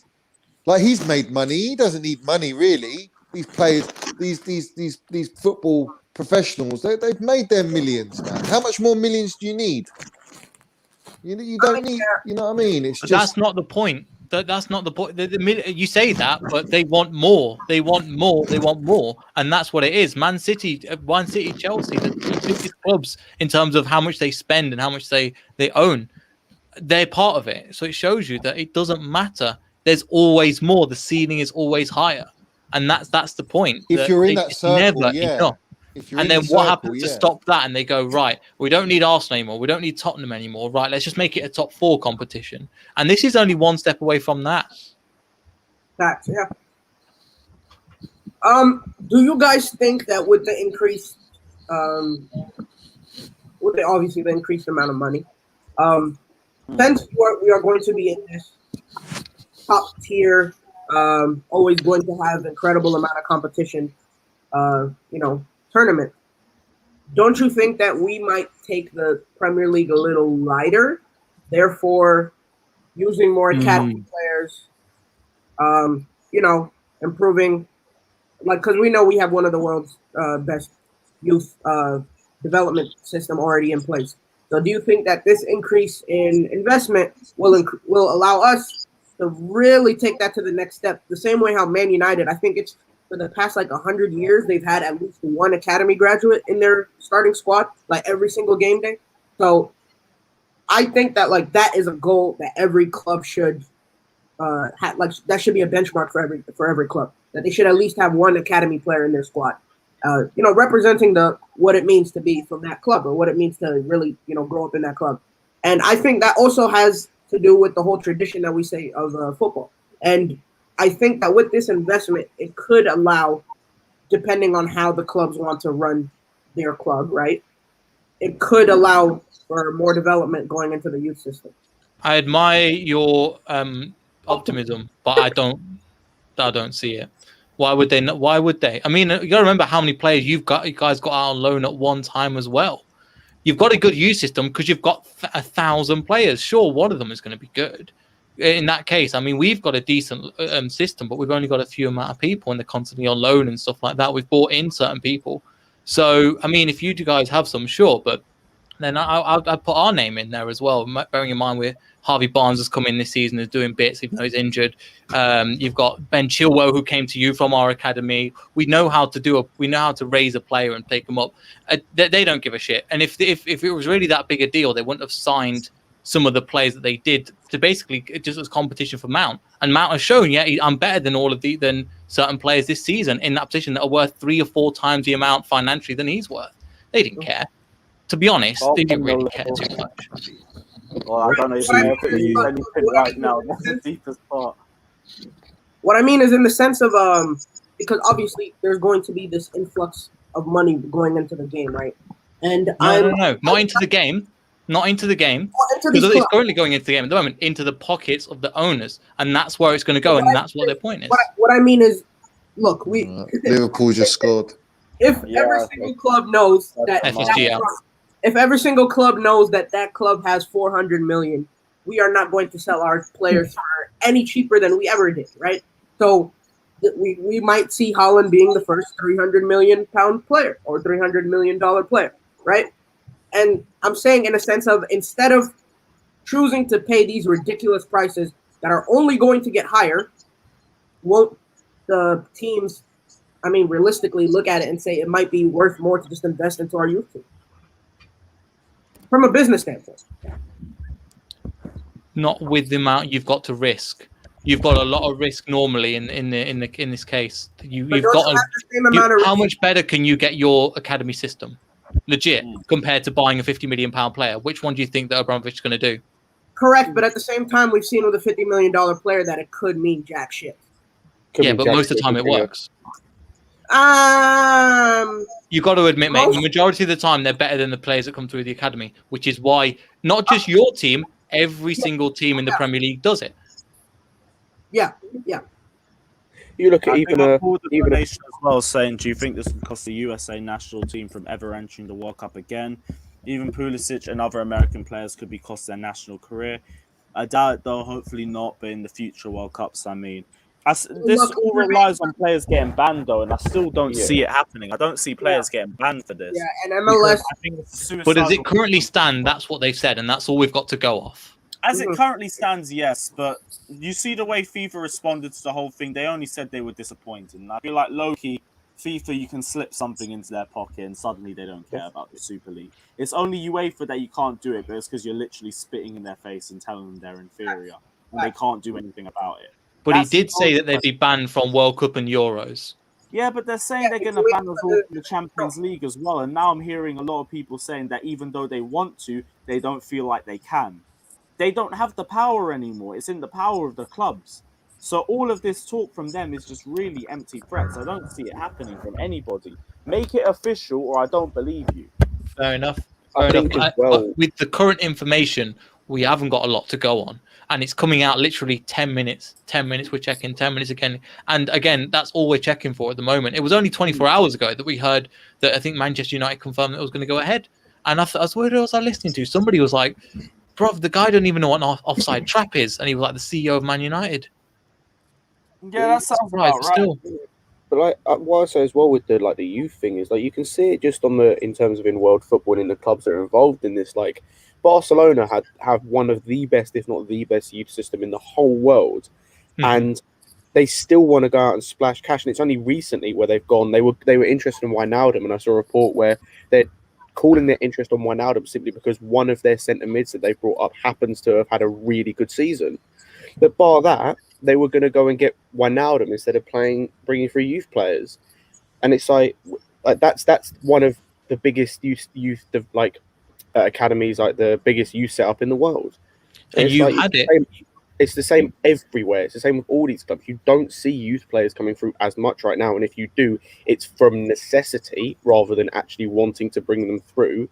Like even United, the only reason they bring through players like Shortire and who else, like Rashford at the time when he came through, Greenwood was because they had to. Like it's because they have to, not because they want to. They'll claim it afterwards. Yeah. Oh yeah, we this was the plan all along. Let's be real. Rashford was an accident. Yeah. It was an accident, literally. Exactly. So they don't get. And also, you had a squad. You had a youth squad that was going to get better with the likes of Reece James, Tammy Abraham was towards the top of the league, Mason Mount. And what did you go? I know you had some money left over, but you smashed 250 mil to replace pretty much most of them players in them positions as well. But at the same time, you can say that's because we achieved top 4 and we wanted to see how far we could go the next season. In a sense, it doesn't mean you already had top 4.